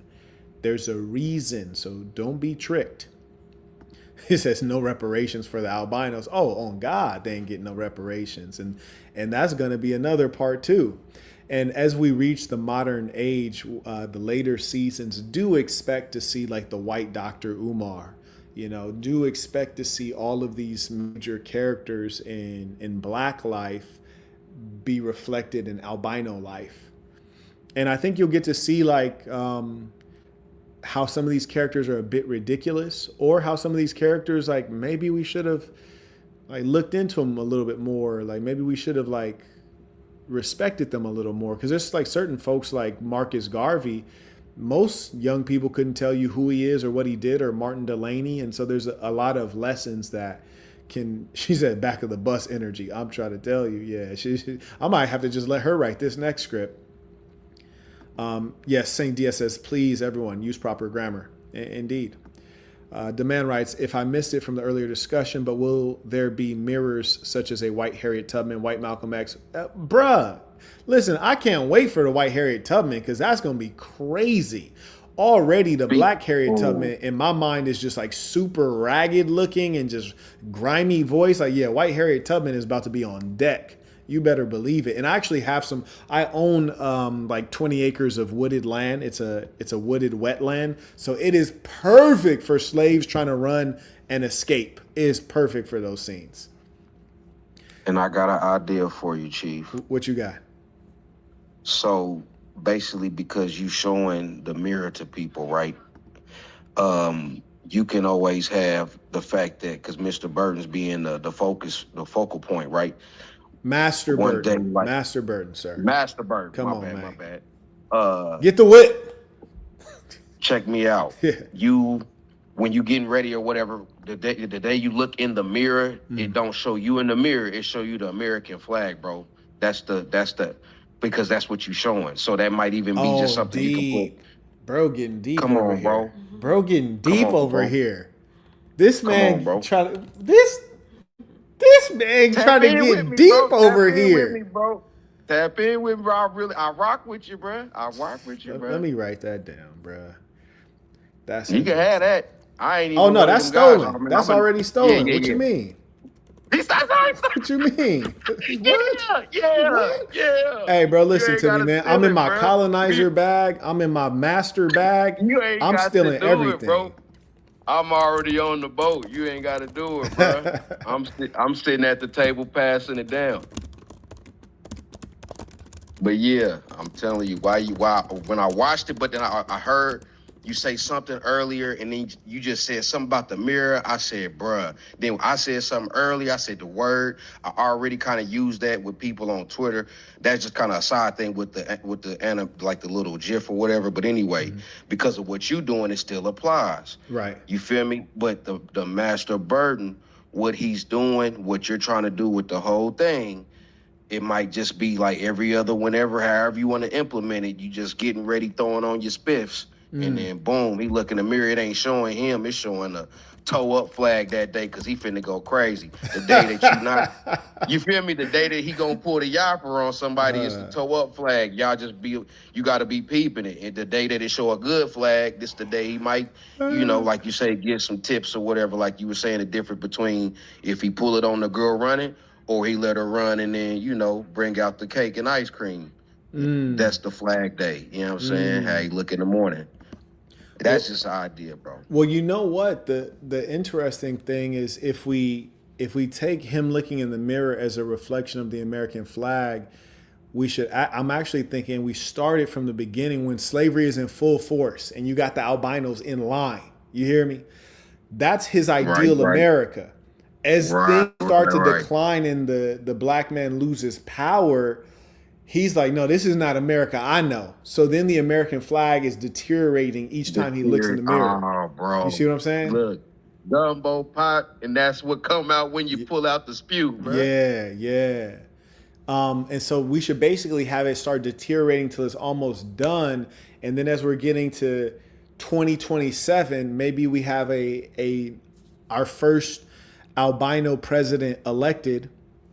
Wait, I'm trying to think of, because the one drop rule means if there's one drop of white, they're an albino. So we could technically use, and I hate to give Barack Obama credit, because like for a number of reasons, I don't mess with bro, because bro's like on that LGBTQ, but we could do it to where the flag's all the way deteriorated, and then when the first albino president is elected, which is Barack Obama, the albino, then the flag starts healing again. Yeah. But it's a new America, obviously, at that point, right? Right. Yeah. But it's the ideas already got by that point. You already however many episodes in, and people get what they seeing by the time it's halfway burnt out or however you showing it deteriorate. Yeah, that's hard. Kat, he says, if there is an escape, can there be a talk of drapetomania, which he says, I believe this would be very informative, but also comedic. And this is the idea that if you're a slave trying to escape, you're mentally ill. Like it was a mental illness, which is I think that's what we were talking about earlier. Yeah. Let me see. I didn't know. I didn't actually know that there was a name for that. But that's some psychology that I haven't studied. But that's deep, I knew that that's a thing. I know that that's a thing, and I know the names for it. I know that's a thing, though, for sure. Crown King writes, please get anamorphic lens for your camera. It will make the show very cinematic. It will be like the equivalent of a Hollywood Netflix movie. This is what I'm talking about. You hear me? But the thing I got like $100,000 camera. But the thing and here's the funny thing is I got a lot of equipment that is very expensive, and there's also a learning curve for it too. Like I might even already have one. You hear me? And just not know how to use it. But shout out to Crown King because I could at least respect the fact that he sent in a super chat and adds to the cause. Right? He says like, hey, do this. Here's a couple bucks. Like let's make it happen. So I respect that. He writes, but that's why it'd be beautiful, like Floyd's haters becoming fans. Man, I don't know how if people hate on Floyd, racism is real because that man is the greatest boxer by far ever.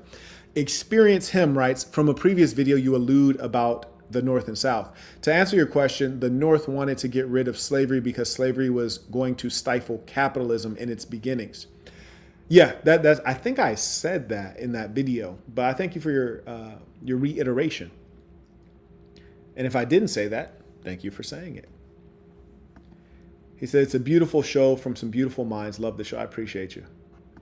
Mr. Chambliss writes, may need to include how albinos are not allowed to purchase property. They also have to live in a small section in the outskirts of city, which are ghettos. That'll come later. But I agree, and I'm just going to make some notes just for future episodes. I'm going to put a little parking lot down here, future episodes. And we've already discussed a lot of these things like the albino Harriet Tubman and albinos not allowed to buy property. And of course, we have to talk about albino Wall Street. Okay. Cool. Appreciate it. Lord Geotron writes, she's just a child. She's a slave. Yeah, like, and that's one of the things I want to point out is that people might be like, yo, the cinematography is aight. The video picture is aight. And frankly, part of that is we can't have them in white. We had them in white linen, and that messes up the white balance. So that'll look a little bit better. The cameras are actually really good. But the writing, man, the writing was impeccable, goddammit. I'll put my writing up against anything you see on Netflix, anything you see on HBO. Like this is Game of Thrones level writing. This is Lost level writing. Listen, this is A1. It's only going to get better. A bro over here hating hard. He writes, you act better than you rap, admittedly, but you can't rap for ish. It's like, bro, I'm going to cry about that when I get into my $250,000 car. I'm going to probably put on some of my music in my car, and I'm going to cry that you said that because you hurt my feelings, my boy. You hurt my feelings. I hope when I'm walking out to my car, my groundskeeper doesn't see me crying. I hope that is not the case. What a nut. Anyways, carrying on. He writes, was it the scene after the lady was eliminated, the zooming scene? Yeah, we also use drones as well in this one. So we've tried to pull out the best stops. But I don't know if you're trying to guess the AI scene. Gentleman writes, the AI scenes were great. Appreciate you. Glad to hear.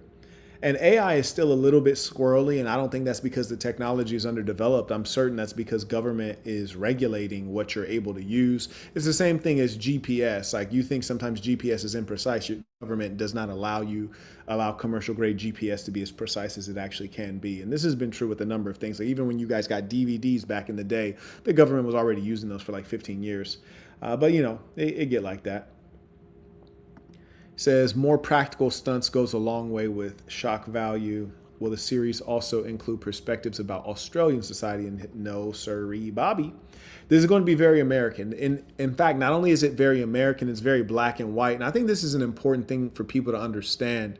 You know, everyone wants to be included, but that's not the truth of American history. Were there Asians? Sure. Were there Native Americans? Were there Latinos, indigenous? Were there this and that? Yes, yes, and yes. But the history was very black and white in the way that the law and the culture was dealing with things. When they say colored, they're basically saying you're lumped in with the blacks.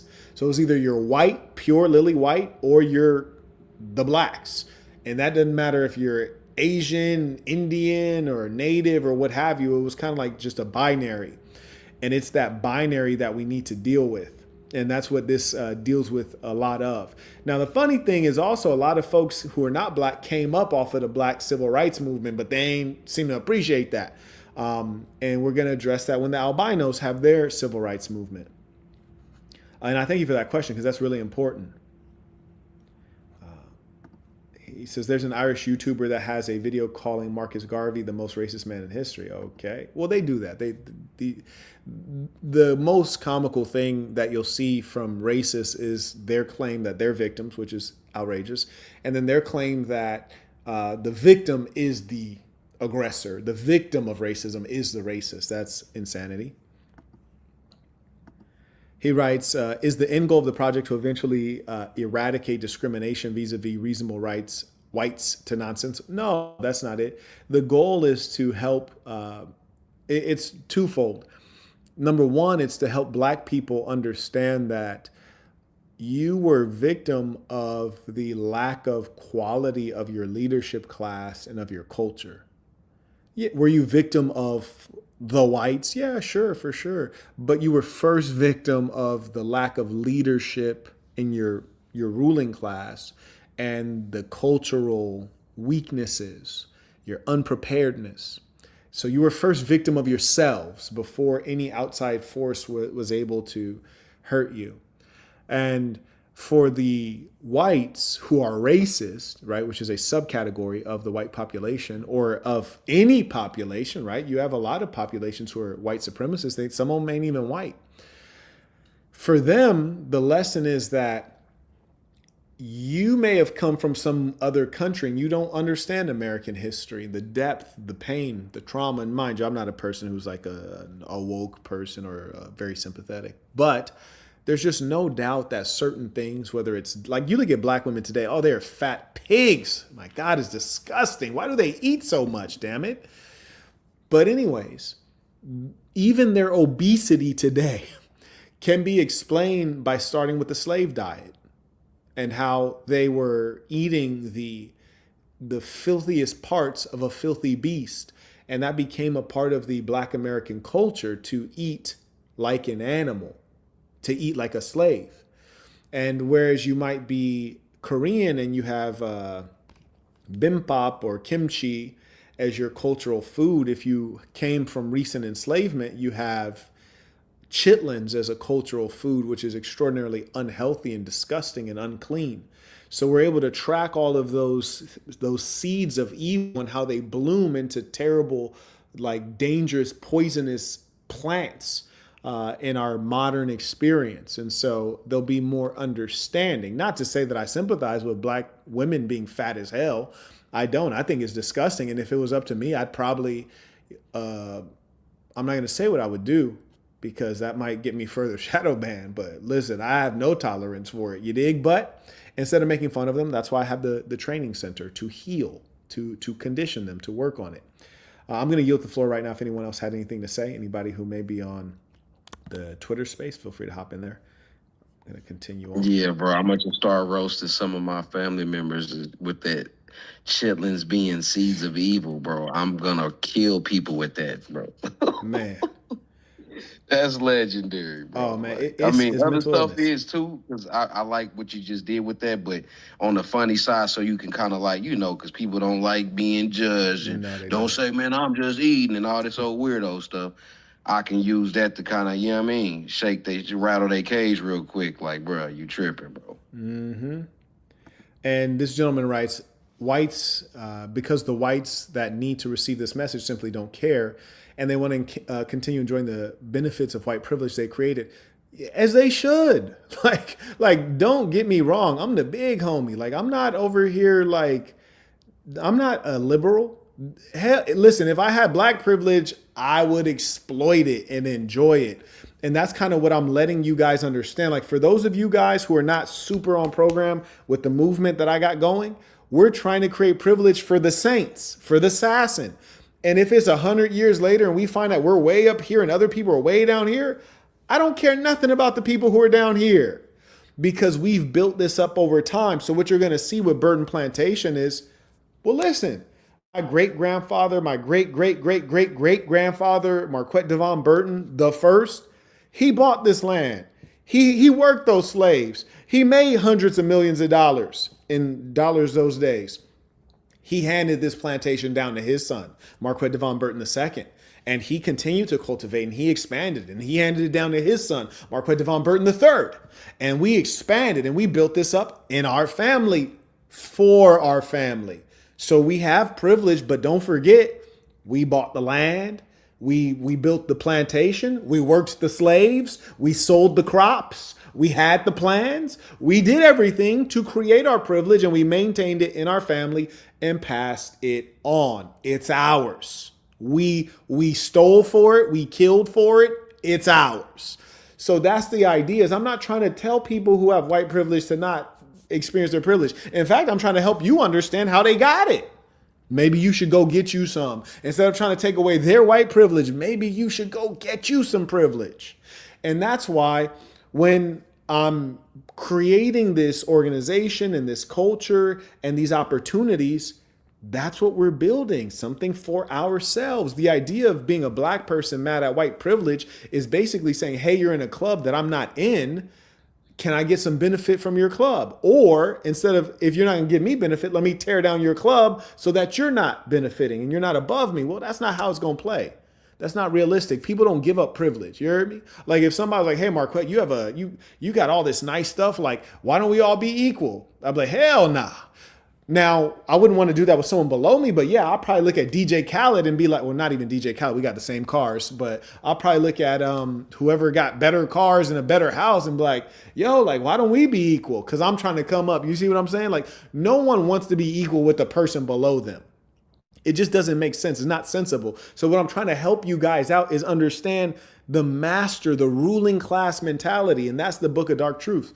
Somebody drop the link for Book of Dark Truths because bro still ain't getting it. You heard me? Drop that link for the man.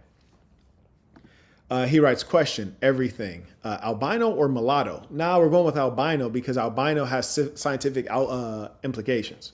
Religious Talk Today writes, will you discuss the cranium size of the slaves like Django? The skull shows who's meant to serve. That scene always bothered me. You know what? I would actually have to look back at it. But you really want to, the key with this stuff is to be able to keep the nature of the racism, but try to modify it just enough that it makes sense, right? So for example, when the when the whites were ruling, they had the dark slaves in the field, they had the light slaves in the house. Well, that actually makes sense in as much as one, the light slaves are more like the master, so they can be closer to the master, literally, but also light skin doesn't do well in sunlight. And being that the whites are not native to this land, they're not really going to do well in this level of sun exposure. So there's a logical reason, twofold. Now, if we want to go to the skull measurements and all those things, what they're attempting to point out is difference and say that, hey, there's difference between the black man and the white man, and our difference is better. Your difference is not as good. And so what we want to go to is something that's going to be skin related, something that'll be nose related, something that'll be lips related, and kind of make it more bright and more applicable in terms of the difference in us degrading them. Because here's how it's going to work out, right? If we talk about the lips, for example, and say, oh, well, the albinos, they have no lips. Like, I don't even know how they taste their food, these people. And then, so you say that during slavery times. Then you get over to 2020, and then all the white girls have inflated their lips. You hear me, with them big fake Kim Kardashian lips. So what we're showing is how the inferiority blooms into something very ugly over time. You dig what I'm saying? I yield the floor if anyone had any comments.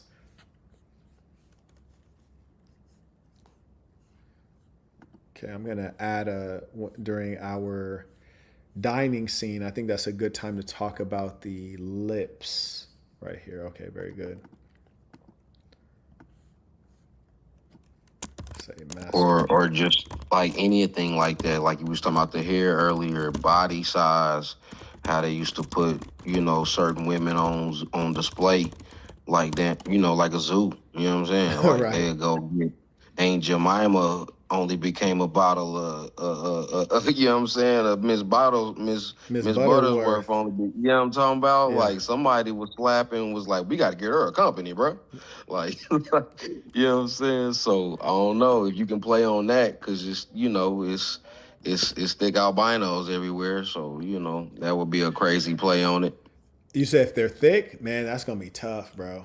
That's gonna be real tough. I mean, and not like model thick. I'm talking about like old slave. You got to go find some thick old Caucasian woman that want to play it. You gonna have to go to the regular grocery store, bro. You know what I'm talking about? Like, listen to me, man. I don't know what trying. state you in. I'm trying, bro. I don't know Kroger's. I don't know what state you in. Nah, you got to go more gutter than that. If we really gonna get them, she needs to be solid. Piggly Wiggly. Yeah, you hear me? Exactly. Piggly Wiggly.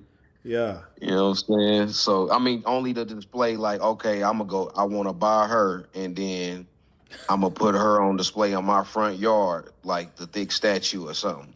You know what I'm saying? Like, when people come visit me, she's the what you want to look at when you come inside my house, as far as like, the mammy character. Take care of the kids. You know what I'm saying? She breastfeed the children, cook, do everything for the whole family, but you the slave. That's a good scene that I like to shoot, is the breastfeeding, because that to me was always the most bizarre thing. Is like having like mammy, bro. That's was crazy, bizarre, bro. But I guess we could do that. We just have to bring in like a fake baby, like a fake black baby. We could do that. And you know what I'm thinking? What we might end up having to do, because I don't want to like lessen the art of it because of the YouTube regulations. So what I think I'll probably end up doing is film a whole episode like the way we really want it to look, probably like a 20-minute episode. And when there is the essay, when there is the breastfeeding, when there is the the beatings and things like that, we'll probably just like do a screen over it. Like, hey, if you want to see the full uncut version, go here. And then just basically have a YouTube version, and then we'll have an uncut version somewhere else, because you're not going to get the power of it unless we can really do the real thing on some of these concepts. Yeah, that's a fact. That's a fact. Especially like you say, the people that you're trying to touch with it, that they're not gonna feel the mirror if you be playing it super safe just to get it on YouTube. I Exactly. definitely agree with that, bro. Like, cause we ain't get it super safe. Listen, man, a lot of the white actresses, when they found out the role, because dig this, they're like, hey, what's the movie about? And I'll say, oh, it's a comedy about slavery. And they're like, oh, okay, for sure. And then you send them the script, and they read through the script. They're like, oh, yeah, this is really good. And then you tell them, like, and they're like, okay, well, who do you want me playing? And you're Sarah the slave. They're like, slave? They're like, yeah, I want you playing Sarah the slave. They're like, slave? Oh, I don't feel comfortable playing this role. Oh, but you feel comfortable playing the role, the master class, but not the. You can't be. Yeah. Oh, okay, interesting. And then one of them says, no, it's not that. It's just that I don't feel comfortable. I was like, no, it's your subconscious is bothering you. That's probably like something that's not good. You should figure out what that is. She's like, no, I just don't. It's just not the role for me. I was like, but you're an actress, so it's not you in the movie. It's you acting. Right. So if you were supposed to be an exotic dancer, you do that, but you're not an exotic dancer in real life, so you're pretending. But you don't even want to pretend to be enslaved. And I think that not only do you not want to pretend to be enslaved, you also don't want to be enslaved under black people. And it's something subconscious in you, which is probably a part of your sickness. Which is the whole slap mirror for the situation itself, which is fire. Yeah. You know what I'm saying? Yeah. Like that right there is the premise right there. Yeah. I mean, it was definitely rubbing against her soul in the wrong way.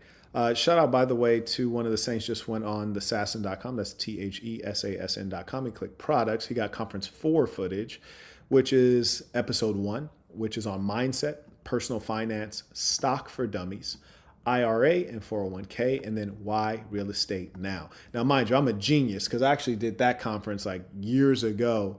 And if you would have bought real estate during that conference, man, you'd be sitting pretty. If you follow my directions, you'd be sitting pretty.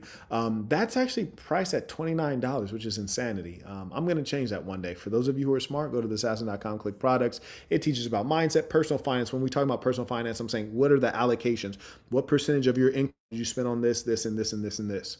And then it talks about stock for dummies. You should know something about stock, right? Then your IRA, 401k, which is say, hey, you want to be able to retire and not starve to death, because I promise you Social Security is not going to get the job done for you. And then why real estate now? You should always know the basics of real estate. It's a great vehicle. Some people say for wealth creation. Me, I like it for maintaining wealth. But most importantly, if you can get some land, it's about legacy. It's about health. It's about so many things beyond a dollar. So shout out to the Saint for investing in himself, and God willing, when I get some time, I'm gonna increase that price because that's too cheap. Also, shout out to Trevor, who just got the Big Game Conference, which talks about everything from how to select the woman, how to vet the woman, how to be the leader in the relationship, how to decide which woman to have children with, how to prepare for divorce in case that eventually comes so that you don't get financially fleeced. It's tremendous amounts of game. Also, when you approach the woman, what do you say? We talk through the specifics. It's a lot of game. It's about 12 hours worth of game. You can get that at school.com/Marquette. Just click courses. Shout out to Mr. Bennett. He writes, tuition, looking forward to new member orientation. We welcome you warmly within this thing of ours. And I encourage all of you guys to join. It's a great community. A lot of people ask me for stuff, and my first question is always, are you a member? I don't even want to talk to you unless the answer is, yes, I am a member. Because for me, it's like, you're not a part of my tribe. Like you watch casually, cool, fantastic. Millions of people watch my videos. I do about 70 million views across all platforms per month, 70 million views. I'm not here to be a celebrity. If you're a part of the tribe, fantastic, let's work. If you're not, I don't care about you. And I want that to be well known. I don't want people to be confused about that. Shout out to Mr. Chambliss. He writes via Venmo. Master, no, don't do it. Yeah, some of the acting had me dying laughing. I wasn't sure. Like some parts, I was like, oh, that is bad acting. Other parts, I was like, I'm not. That might have been good acting. I'm not sure. Maybe it was good. Maybe it was bad. Who knows? Shout out to Arturo, who just became a member at thesassin.com. That's THESASN.com. We welcome you warmly to this thing of ours. Okay, let's carry on. Just want to acknowledge all the folks who are sending in their ideas. We appreciate you being a part of this cooperative process. And you know, one thing I want to do with this is to not only revolutionize YouTube to have quality scripted content and proper shows by, real people, shows that are not controlled by like the small hats. Everybody say they hate the small hats and they hate being controlled by the small hats, but they don't support individual men who are not controlled when they try to do something. That's fascinating. Shows the nature of humankind. But also, there hasn't been a co-creative process, meaning that the show is living and you get to watch it, but you also get to create it as well. And I think that this is a unique thing to be able to take sincere feedback. And I hope you guys have observed this in all of my works, and that we've always been co-creators the whole time. He writes, Peace of the Saints, I super chat for an email. I wonder I don't even know what that means. Gentleman writes, I'm confused. What is definitely albinos are not white according to okay. He said, what is your definition of racism?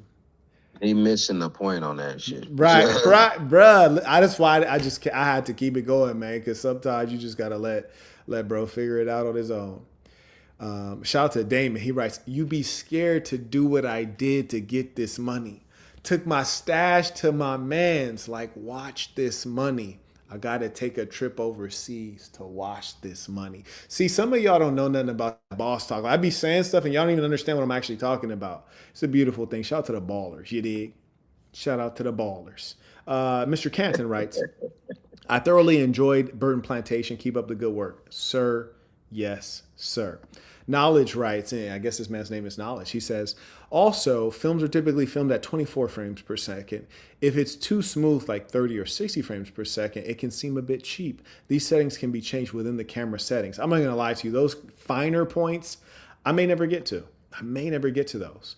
And this is one of those things. It's kind of like the Charlie Rose show. I don't know. You ever seen the Charlie Rose show or heard of that? For sure. Exactly. The Charlie Rose show, it was just two people sitting at a desk, and it was a black background. So it was a black background, a white desk, and then two guys sitting at the desk just talking. And the idea about the Charlie Rose show is that it's not about production quality. It's about these two men speaking or saying something that is that meaningful, that it doesn't matter that the background is not exciting. It doesn't matter that everything is plain. It's kind of like Craigslist. Craigslist is an ugly website, but it's very useful. That's why they've never updated it, because it works.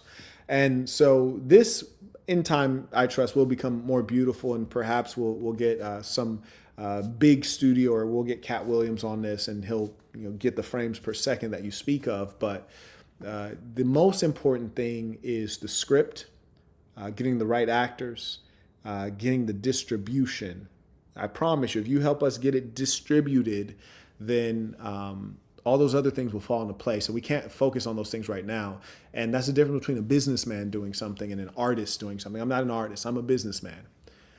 Shout out to Lady Lola writes, we need the white man shedding tears or crying, scenes of whiplashes on the back, bruising from being slapped, disabled slaves. She on vengeance. Oh, she on vengeance. Hold up, man. That demon time, that demon time. And the challenge is, the two gentlemen who worked with me on this, Uncle Ben and Uncle Tom, they actually were, upright guys, and I appreciate them being on the project. Uncle Tom actually does seem to have some decent acting skills, and I really think we can bring some good stuff out of him if we apply pressure. So, definitely that can be done. And I want to hold off on that. I think that the man crying is powerful, and we have to find something heinous enough to where it breaks him, where it breaks him. Like I really want to do something truly diabolical. like maybe even at some point one of the male slaves and like his daughter are trying to run to freedom, and then they think that they made it to freedom, and they come out on the other side of the woods only to see me waiting there with a sick look on my face, and then I like have everyone tie him up and then torture his daughter in front of him, and then that's when he starts crying, like something like that. But we want to build it up. You were gonna say that? You're thinking of that? You're a sick person. Why are you thinking of sick stuff? What's wrong with you? But yeah, no, I agree. Oh, she had another one. She says, a scene where white slaves tries to unalive themselves, but you force feed them in order to keep them alive. Oh, Lord. Oh, Lord. Oh, Lord. Tries to force feed. Interesting. I don't know if them starving themselves is going to work, because we really need them to look emaciated. However, actually, we could probably AI that. We can AI that. I like that, actually. No, that's good. Because when they try to take themselves out, when someone tries to take themselves out, that's like a high level of desperation. So that's a good one. I'm gonna write that one down. That I like. Let me see. Right here.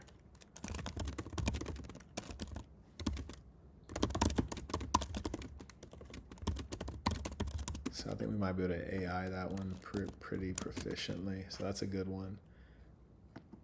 Okay, very good. He says, find a vanilla gorilla reading messages to the white man, then off them. Reading messages to the white man. I don't know if that makes sense. Can you bring me a cold water bottle? No, sir. Shout out to Mr. Chambliss writes, somebody invited me to her family's house to have some tea. She said, I'm the first African that she's met. I told her that my mom is not African. She then asked if she was white. I told her that her family's been here for at least 200 years. That's a good point, right? That part. We definitely need to throw in a go back to, we need to make reference to Europe, right? Like, in as much as like these enslaved people are not from here, right? So that needs to be addressed at some point, kind of like the history of these people and how they're from an inferior culture. So maybe do that in the dining scene.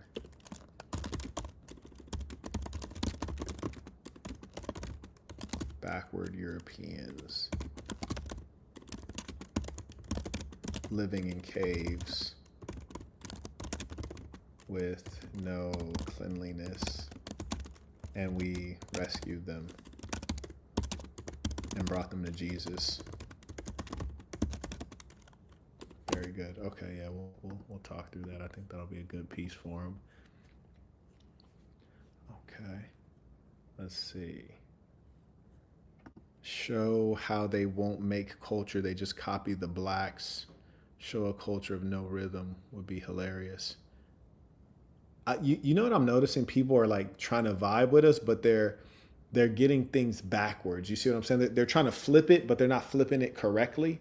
So when you say they, like, again, if you write in complete thoughts, complete sentences and complete thoughts. So if you say show how they, it's like, who's they? Like, you know what I'm saying? Like, come on, like, listen, standards. We need higher standards out here. I need y'all focused out here, man.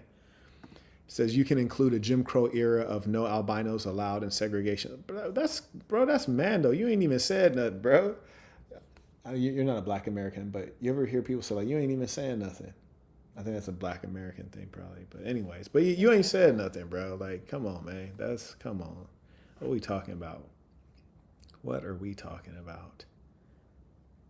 He said, shout out to them cheeks on Mrs. Butterworth. Oh, yeah, you know she is thicker than a Snicker. Oh, you know another Come thing? on. Speaking of that, Yeah. my bad, brother. Yeah, no, for real. But No, I was gonna say, bro, how she just said that brought about Miss Butterworth. Remember how you was just talking about how we had our foods. You got to make a play on them coming up with a certain way of them coming up with a food, because they're on the out quarters or whatever, the potato salad with the raisins or whatever considerably is a Caucasian designed food. somehow make a play on them feeding you what they think, you know what I'm saying? They cooking something that's coming from them. Or you giving them some scraps and they end up coming up with potato salad with raisins, whatever Yeah, that is. grilled Not cheese particularly sandwiches. potatoes, whatever it is, bro. Yeah. You feel me? But also throw chitlins in there again. And that's the challenge that people don't understand. The complexity of writing out this story is that we're of course trying to make it real because the albinos are not black, right? So we have to have things that relate to albino culture. However, we also need to remember that the core of the piece is to help understand like the origin of the foolish things in black culture, such as the chitlins, right? So we still have to actually have them eating the chitlins. You know what I'm saying?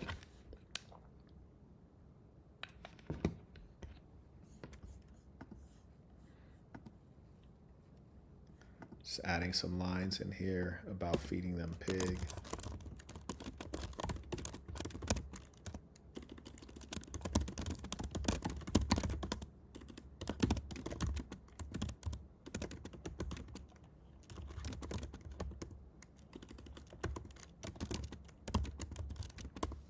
It just went out. I can't hear you. Mute it out. Oh, I'm muted out. Oh, okay, hold on. I might have. If you guys are in the chat, can you guys hear me in the chat? Wow, it says unable to. I don't know what happened. I'm gonna leave and come back. I don't know. It's like messing up. If you guys are in the chat, can you confirm that you can hear me? Okay, fantastic. All right, here we go. Yeah, I can hear now. I can hear now. All right, for sure. What I was saying is that I'm gonna write in a line like they're almost like cannibals. Their flesh pink like the pig, and we feed them the hog, and we feed them the hog, something like that. And yeah, that'll make sense for it to. Yeah. My bad. Yeah, and that'll connect to the idea of them eating the chitlins because we still need to make it clear to black folks that you think that you have cultural foods, but really you just have slave food. Not all of your foods, but really a lot of what you're talking about, especially the worst things, that's not your cultural food, that's your slave food. And you're still kind of like a slave.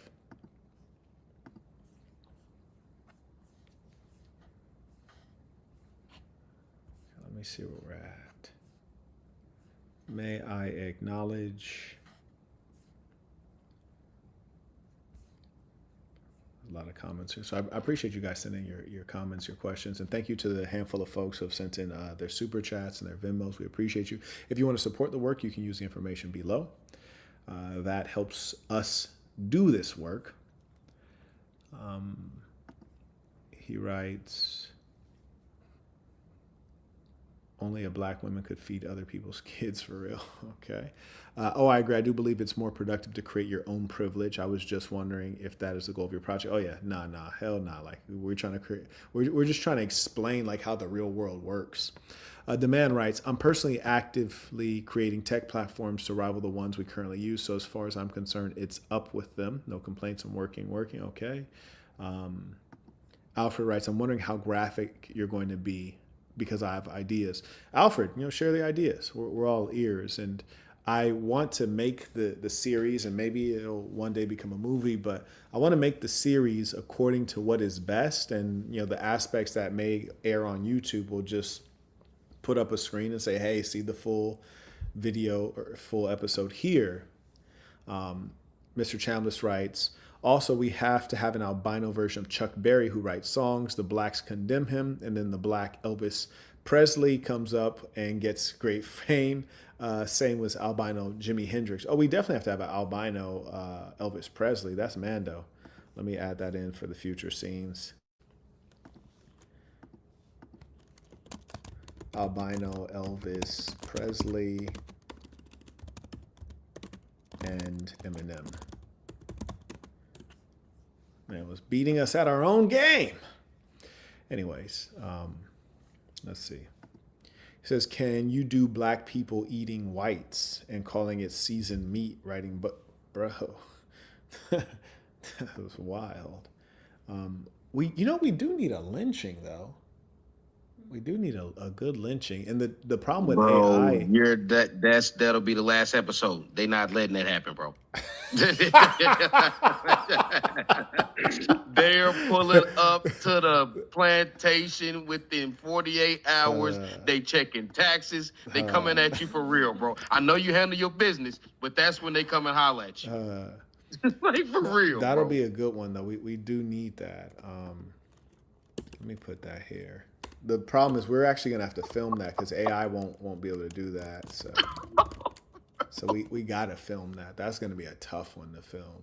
Oh my God. Yeah, that'll be a good one. But that'll probably be later when kind of after slavery ends. So that'll be Whenever you implement your boy, like you say, you got the Willie Lynch, and then what was the other your boy that oh,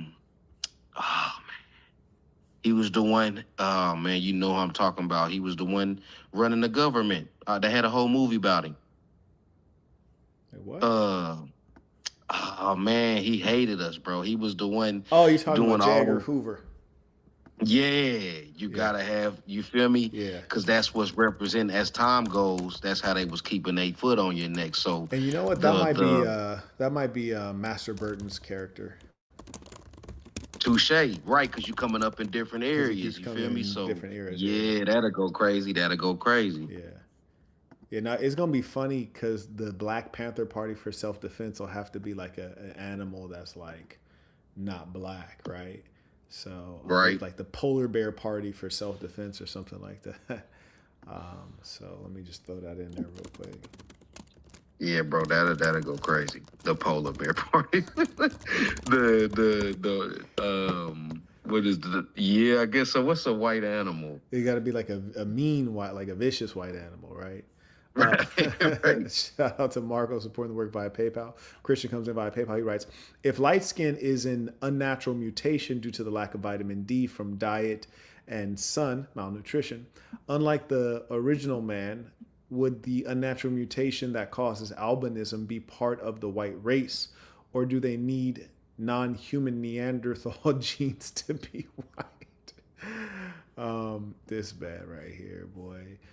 Shout out to Michael. And that's some of the scientific racism we'll get to in later eras. Michael comes in supporting the work in a strong way via PayPal. Appreciate you. Writes peace to the saints. I also acknowledge Darren. Came in a strong way as well. He writes, showing my support for this project. I think this really has the potential to be a masterpiece. I'm looking forward to good runaway slave scenes that capture the capture and punishment as well. Bro's like, make sure that part is in there. I'm surprised at the lack of recognition this has received from the YouTube world. Peace of the Saints, bro. It's by design, apparently. And I think the audience can push them and say, oh, hey, like, isn't so-and-so your friend? Like, did you see the Burton Plantation? Like, what'd you think? I think the audience is going to have to push them.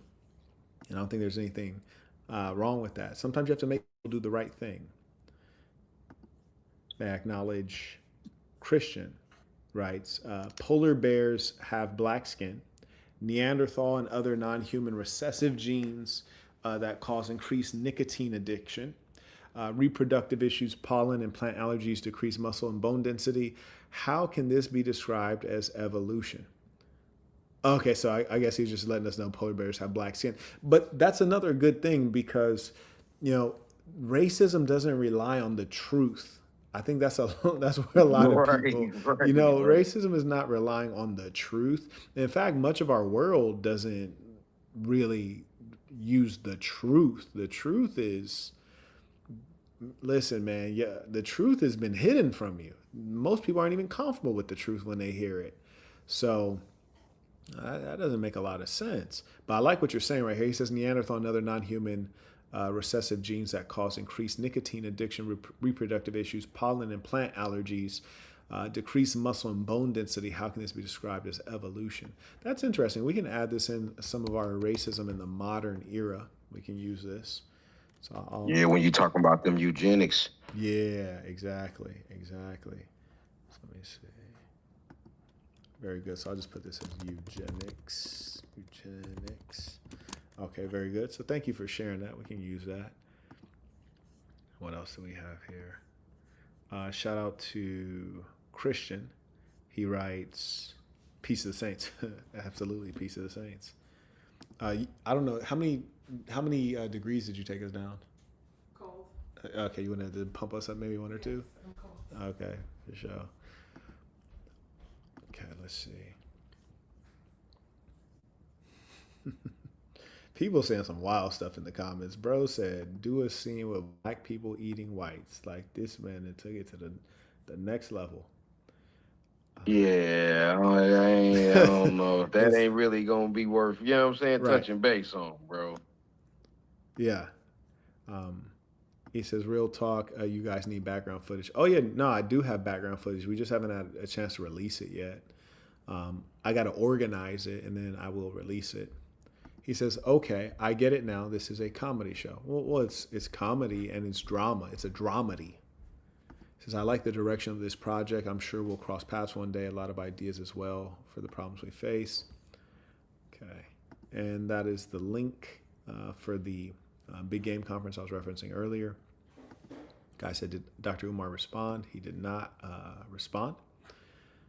And Mr. Chambliss writes, "I'm not the one to diss. I'm up early, ice grill, wrapping my fist, about to hit the gym like it called me a bitch. You ain't like this. Quit pretending before you quit living. Simpleton simping again, hating a pimping. Bars." Oh yeah, check me out anywhere you stream music. The Saint, the Sinner, Apple Music, Spotify. If you like bars, it's just bars. There's no high production value. It's just bars. He says what they really did to us is not TV friendly, bruh, at all. Shout out to Mr. Chambliss. Um, he says, "But what could I do but be cooler than you?" Tap him on his shoulder. "Cooler than you too. Internet guru, but your girl say I'm the ish. Poo poo, your girl drink me like a yoo-hoo." What you know about them yoo-hoos? I don't know nothing about that. Exactly. Exactly. He said this woman wants a wife. She giggled when he said the you. She didn't even know what you was talking about. DJ Emmy writes, "Mother FU scene blindfold the 18-year-old." Okay. He says, "I understand I may be nitpicking a bit." No, I get you. If you specialize in something, then, you have meaningful knowledge. Shout out to Cyrus, Peace of the Saints tuition. He says, "Would be historically accurate if you played a Moor." Okay, well, I guess we ain't going to get that historically accurate. Because the whole thing is not historically accurate. It's like we're inverting things, we're flipping things. So I have to be a Christian, you see. Ogun writes, "A scene where Master Burton ties each of the pregnant woman's legs to a horse, initiating manual labor." His goodness, Lord. She said mayo cucumber sandwiches. That was crazy. Shout out to Ernest. Clarence writes, "I imagine this exactly how it was done, sitting down, collaborating, expanding all ideas." Shout out to MRIG writes, "Could you have a flash forward in half?" No, bro, ain't no flash forwards. There's flashbacks, but ain't no flash forwards. No, sir, we gotta really be in it. But he says, "Could you have a flash forward and have them wear Afro hair weaves because they view?" I already talked about that. He's a little bit late on that one, my boy. He writes, "Who was doing all the cooking on the plantations?" You already know. Fidel writes, "I like the episode, but do you think using Bible and scripture is kind of mocking?" That's exactly what was happening. So many people said I shouldn't be using the Bible. Yeah. The Bible was literally used. Yeah. That's how black people became Christians, is by their slave master. It would, if I didn't use the Bible, it would be historically inaccurate. This is one of the most historically accurate aspects of it. But I tell you what, if you're a Christian and you have a perspective about why the Bible should not be used in this series, feel free to come on live and I'll be happy to discuss it with you. So if you're a Christian, you feel like the Bible should not be used in this series about enslavement, feel free to come on. Let me know, request the link and we'll cook it up for you. Those are feelings talking, bro. Oh, absolutely. Yeah, that's crazy. Absolutely.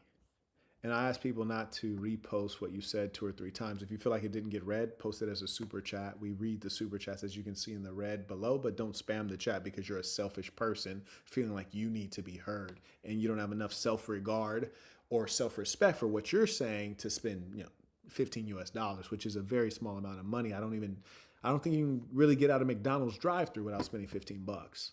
Fortunately, I don't know from personal experience, but that's a sense that I get. Anyways, this is the White Tiger Party. That was crazy. We're going with polar bears, folks. We're going with polar bears, okay? Oh, the snow leopard party for self-defense. That's actually kind of cold. Pun intended. The snow leopard party for self-defense. That's kind of cold, but I think I'm still going with polar bear. And these are the smaller things that you don't want to get hung up on. Ogun says we're gonna have to pull up on people's lives. Oh, 1,000%. It got to be like that. Got to be like that. Oh yeah, there's the bars on Spotify. You dig? Says the blacks starting the war on drugs, then using that to beat down the albinos and get them to do free jail labor. Okay, I like that. So really, what you're talking about is the blacks / government putting crack in albino ghettos. Yeah, that's what you're talking about. And that's a real thing for those of you watching. Yes, the United States government, in league with the CIA and FBI, did put crack cocaine in black ghettos. That caused the 1980s crack epidemic. Shout out to Mr. Hemingway. Comes in by PayPal. Appreciate you. And these are the things that are really important because as we note the albino, like we're talking in the sense of the dichotomy of albino and black, and we'll probably find a better term for black, and like we won't use the term black, but as we go through the modern era of Burton Plantation, we're going to cut to show you the real thing just so that you know like what we're referencing and that it's real. Because I might talk to some of you educated folks and mention J. Edgar Hoover, but some of the people watching is like, who's J. Edgar Hoover? So we might do a quick clip to show who he is just to match it up, and make sure that folks know, have a better sense of what we're talking about. So show the children being educated, for example, a huge map of Africa bearing every country and showing how the blacks are the greatest race in history class. Oh, yeah, no, that's a really important one, actually. That's really necessary. So, yeah, let's see.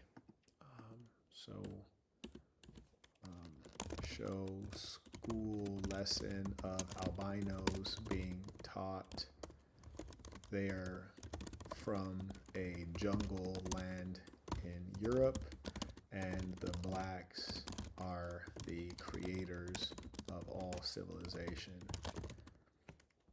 That'll be hilarious. Like, that's going to be a funny, funny episode.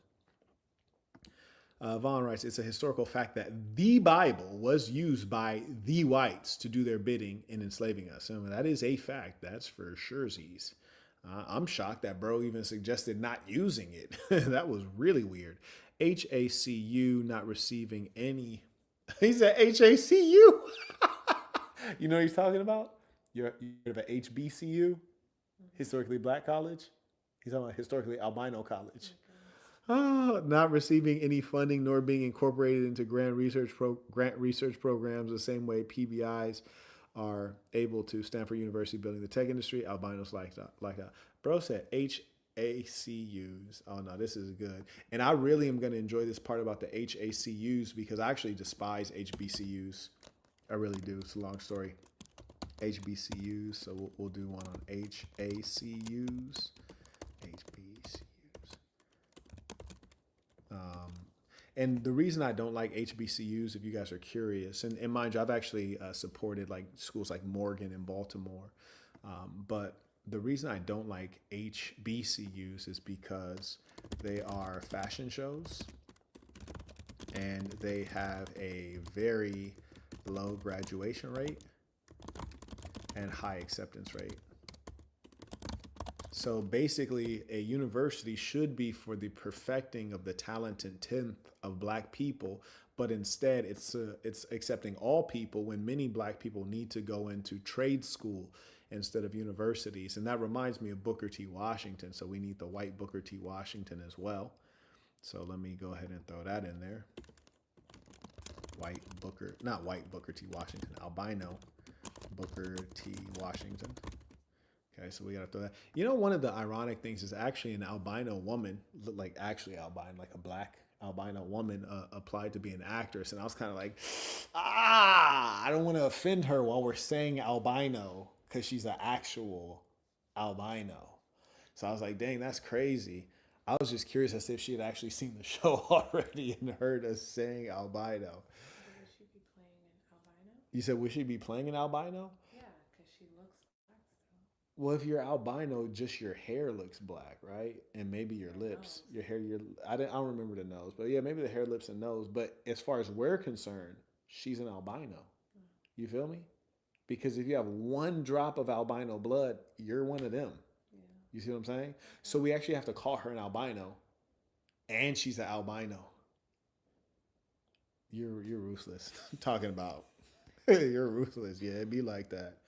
It'd be like that. Anyways, yeah, that was good. That was good stuff. He says, and that have black kids OD from fake pills. Okay, this guy. Oh yeah, he said the other kind of Mercator projection. Oh, all day. Matter of fact, I need to order one of those from the house on me. So map projection. So we'll say non-Mercator of Africa, huge, and Europe, small. That'll be important. That's a good one. Says, I think you should try posting the episodes on a new channel. I hear you, boss. Before taking out all of the effort to start an entirely new YouTube channel, I'd first like to see how well it's really supported. You might understand why, right? Face Facts writes, since the black Christians are triggered to do a skit of the white man praying and seeking a black Jesus when they close their eyes. Okay. Thank you for that support, by the way. Bryce says, HBCUs are 100% fashion shows. Absolutely. And them hoes still be looking raggedy, too. Definitely need a black Rachel Dolezal appearance. Bruh. Yes, that's going to be my own personal pleasure. Shout out to Rachel Dolezal. I find her to be funny as hell. Shout out to Rachel Dolezal. So, Black Rachel Dolezal. She's a legend in my mind. You heard me? Like, I'm a big fan of hers. I just find her to be very funny. She's a true comedian. Shout out to Miles, who just got the black box on ebook. If you don't have the black box, you can go to theassassin.com, get a low-cost ebook copy. And I want to yield the floor right now if you had any comments, any of the folks in the Twitter space. Yes, I know the Black Box. That's a fire book, bro. I've spoken about it on other little pods that I've been invited to and stuff like that. I'm not really a podcaster, but I've been invited to speak on different things. But yeah, bro, I definitely like that. I've dabbled in other things that you dealt with. Like I said, I support, bro. You know what I'm saying? I'm not a monthly per se assassin, but I definitely believe in what you got going on. I'm still building my finances on some honest tip in reference to that, but I definitely support. And if I had it, bro, this right here, I go ahead and fork it over. You feel me? Like Yes, if sir. it wasn't nothing else I'd put my bread on, bro. If I had it like that, this is what I would drop down on. But as I'm building, please believe me, soon as I got it, I'm tapping in for sure, for sure. I appreciate that. Experience Him writes, is there going to be a white NOI? I think there has to be. I think there has to be. The NOI is a lot less interesting to me nowadays. But of course there is one. The question is, are we going to cover it? I think actually we should, because the NOI has dropped a lot of game and had a lot of influence. So we'll say white Elijah Muhammad and NOI. That's going to be a good one. I keep saying white when I really need to stick with albino. Because I'm just trying to stay in this world. You feel me? Can you do an episode shedding light on all the inventions and family recipes that were stolen? I think we should pick a few of the best ones. So when someone suggest that, then we'll be able to include that. There should be a section about how white music and art ultimately gets blacks washed to become mainstream. Okay, we got that. Chuck Berry. So let me add that Chuck Berry reference to the piece about my boy Elvis Presley.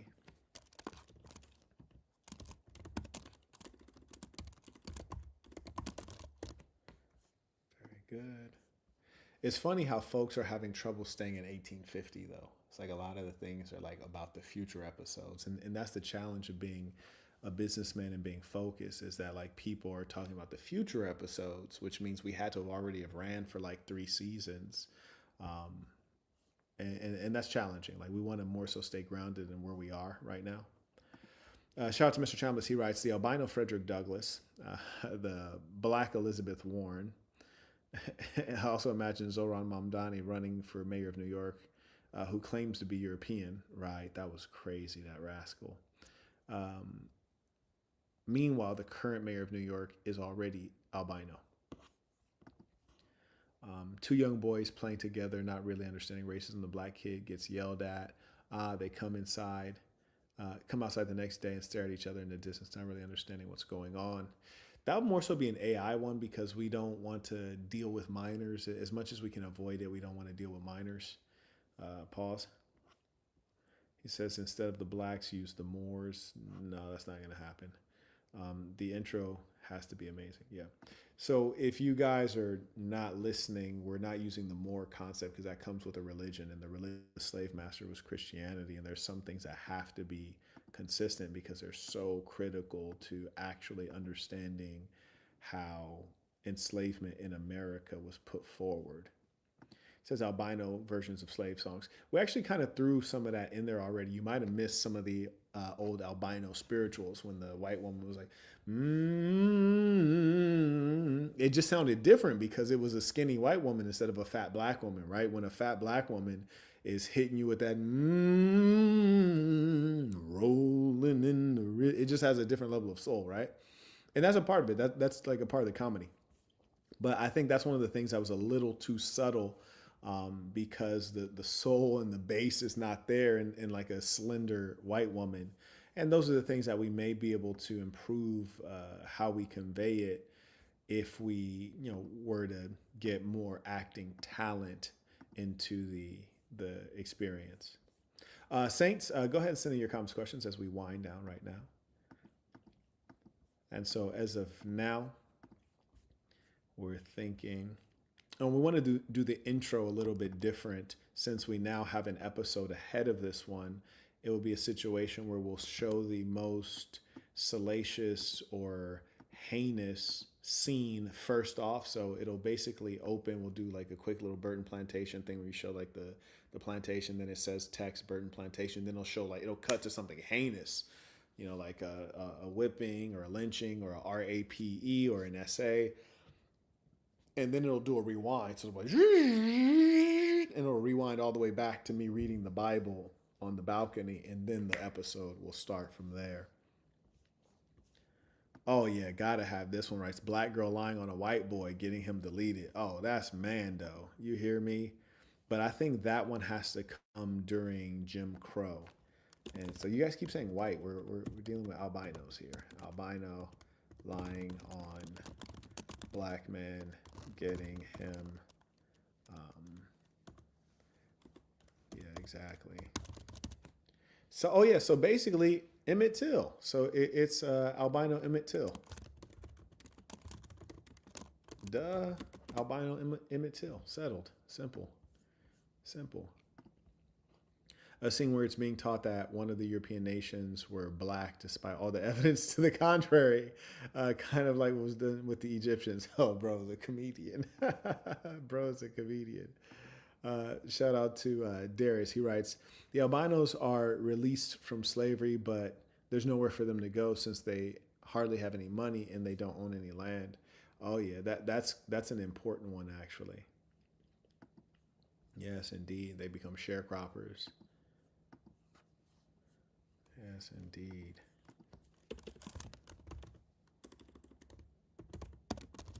Released from slavery, but have nowhere to go and come back to Plantation. Now, I want to point out something to you guys real quick. Shout out to Sheldon. He writes, the other albinos interacting with the African albino actress should say to her she has that good hair. Deep. Now he's on what we're actually supposed to be on, which is writing the script for the next episode. Everybody else is writing the script for episode 39 and 50. Yeah, you gotta reel them in. They Bruh. trying to bring it up to niggas breakdancing. Right, right. And that's why people don't really appreciate what I'm able to do out here, because it's like I'm giving you guys a chance to bring your brains together, and your brains are all consistently going the wrong damn way. And so when you see me produce something that's like very much so like focused and I actually got it out the door, y'all will probably be thinking on what to do for like 2 weeks. And that's why like people always underappreciate product when product gets shipped. They don't know what it takes to get it shipped. And I could tell when I'm not dealing with people who ship product, which is to say deliver, because we're talking about the wrong thing. I already stated the goal was like to write the script for the next episode. And that's been like only 20% of the conversation, which is wild. But I appreciate it, but it's only been 20% of the conversation. Let me throw that one in there. I like that one. So let's see. Albino slave talking to mixed slave, saying, and we'll put Sarah up to this one. Girl, you got that good hair. And then she runs her fingers through mixed girl's hair. Mixed girl beams with pride.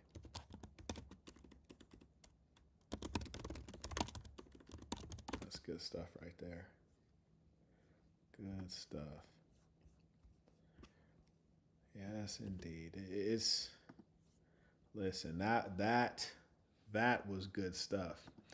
Derek writes, there should be a section reference to the albino Haitian slave revolt and how the revolutionary... No, sir. Good Lord. I understand you're making Master Burton's action sensible, but I think the evil nature of the slave owner with no business benefit should be shown. Well, the question is, well, what's your idea, right? Come on now. Wishman writes, an albino slave being killed after Master Burton found out they can read. See, I think it's more so, I'm sure some may have been killed for that, but the real question is because we can only do so many killings and we can only, take life in so many ways, and we want it to be different each time. But what we really want to do is show the anger. So we want to show the dynamic of the slave, like pretending he can't read, pretending he doesn't understand. And then the anger of the enslaver when he realizes, oh, these dumb albinos are not as dumb as we think, or at least as dumb as we say we think. So yeah, that's a good one actually right there. Yeah, that's a good one. I like where we want to put that one.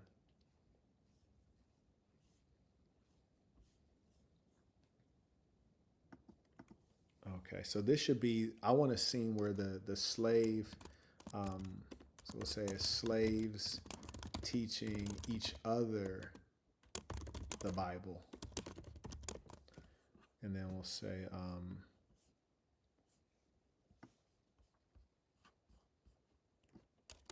Master Burton observes one of the slaves reading and gets angry and tries to find out who taught him.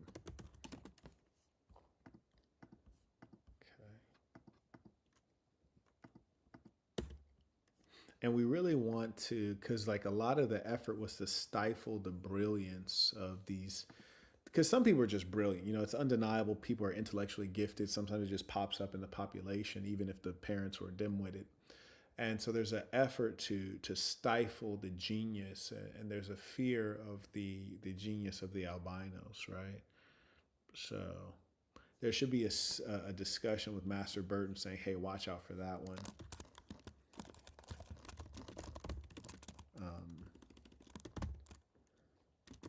So I'll say Master Burton to his son and wife, watch out for Uncle Tom. He knows that dumb albino knows how to read. And I think that captures the irony of the like them saying like he's a dumb albino, but they also know that clearly he's not dumb because he knows how to read, and it's just that bipolar existence that they have and trying to maintain the psychological superstructure they've created for themselves and for the enslaved persons. So that was a good one. That was a really good suggestion, which is also pertinent to the next lesson. So I appreciate that. Let's see what else we got here. So the albinos have to fight battles and wars that their masters tell them to fight, but then they come back to the plantation. Albino Nat Turner burning the midnight oil. Do we already have albino slave fights? That would be a good one too, actually. Albino slave fights. That'd be a good one. That's funny. Albino Underground Railroad is hilarious. Well, we already got albino Harriet Tubman, so that goes without saying. Show the process of turning someone into a house albino and the impact on the family. So that's an important thing. So yeah, we do have that. We do want to have some dialogue between Lady Burton and like the chief bedwench, if you will. So like, or not even, it doesn't have to be dialogue, but like interaction. Like how does that look? When are they engaging each other? So that's going to be an important one. The master taking away all improvised musical instruments. They're not allowed to own anything. Master Burton playing sick, twisted games such as tricking the slave to run away just so he can lynch or shoot him. That's funny. I mean, but you could shoot him regardless, right? So come on with it. I'm going to need some more. Albinos having conversations among themselves about the odds of escaping. That's good stuff, but I don't think that's for the next episode. We have to develop the pain first. Says, if anything, I think the slaves who learn to read and write should get whipped in front of the other slaves as an example of how they should not conduct themselves.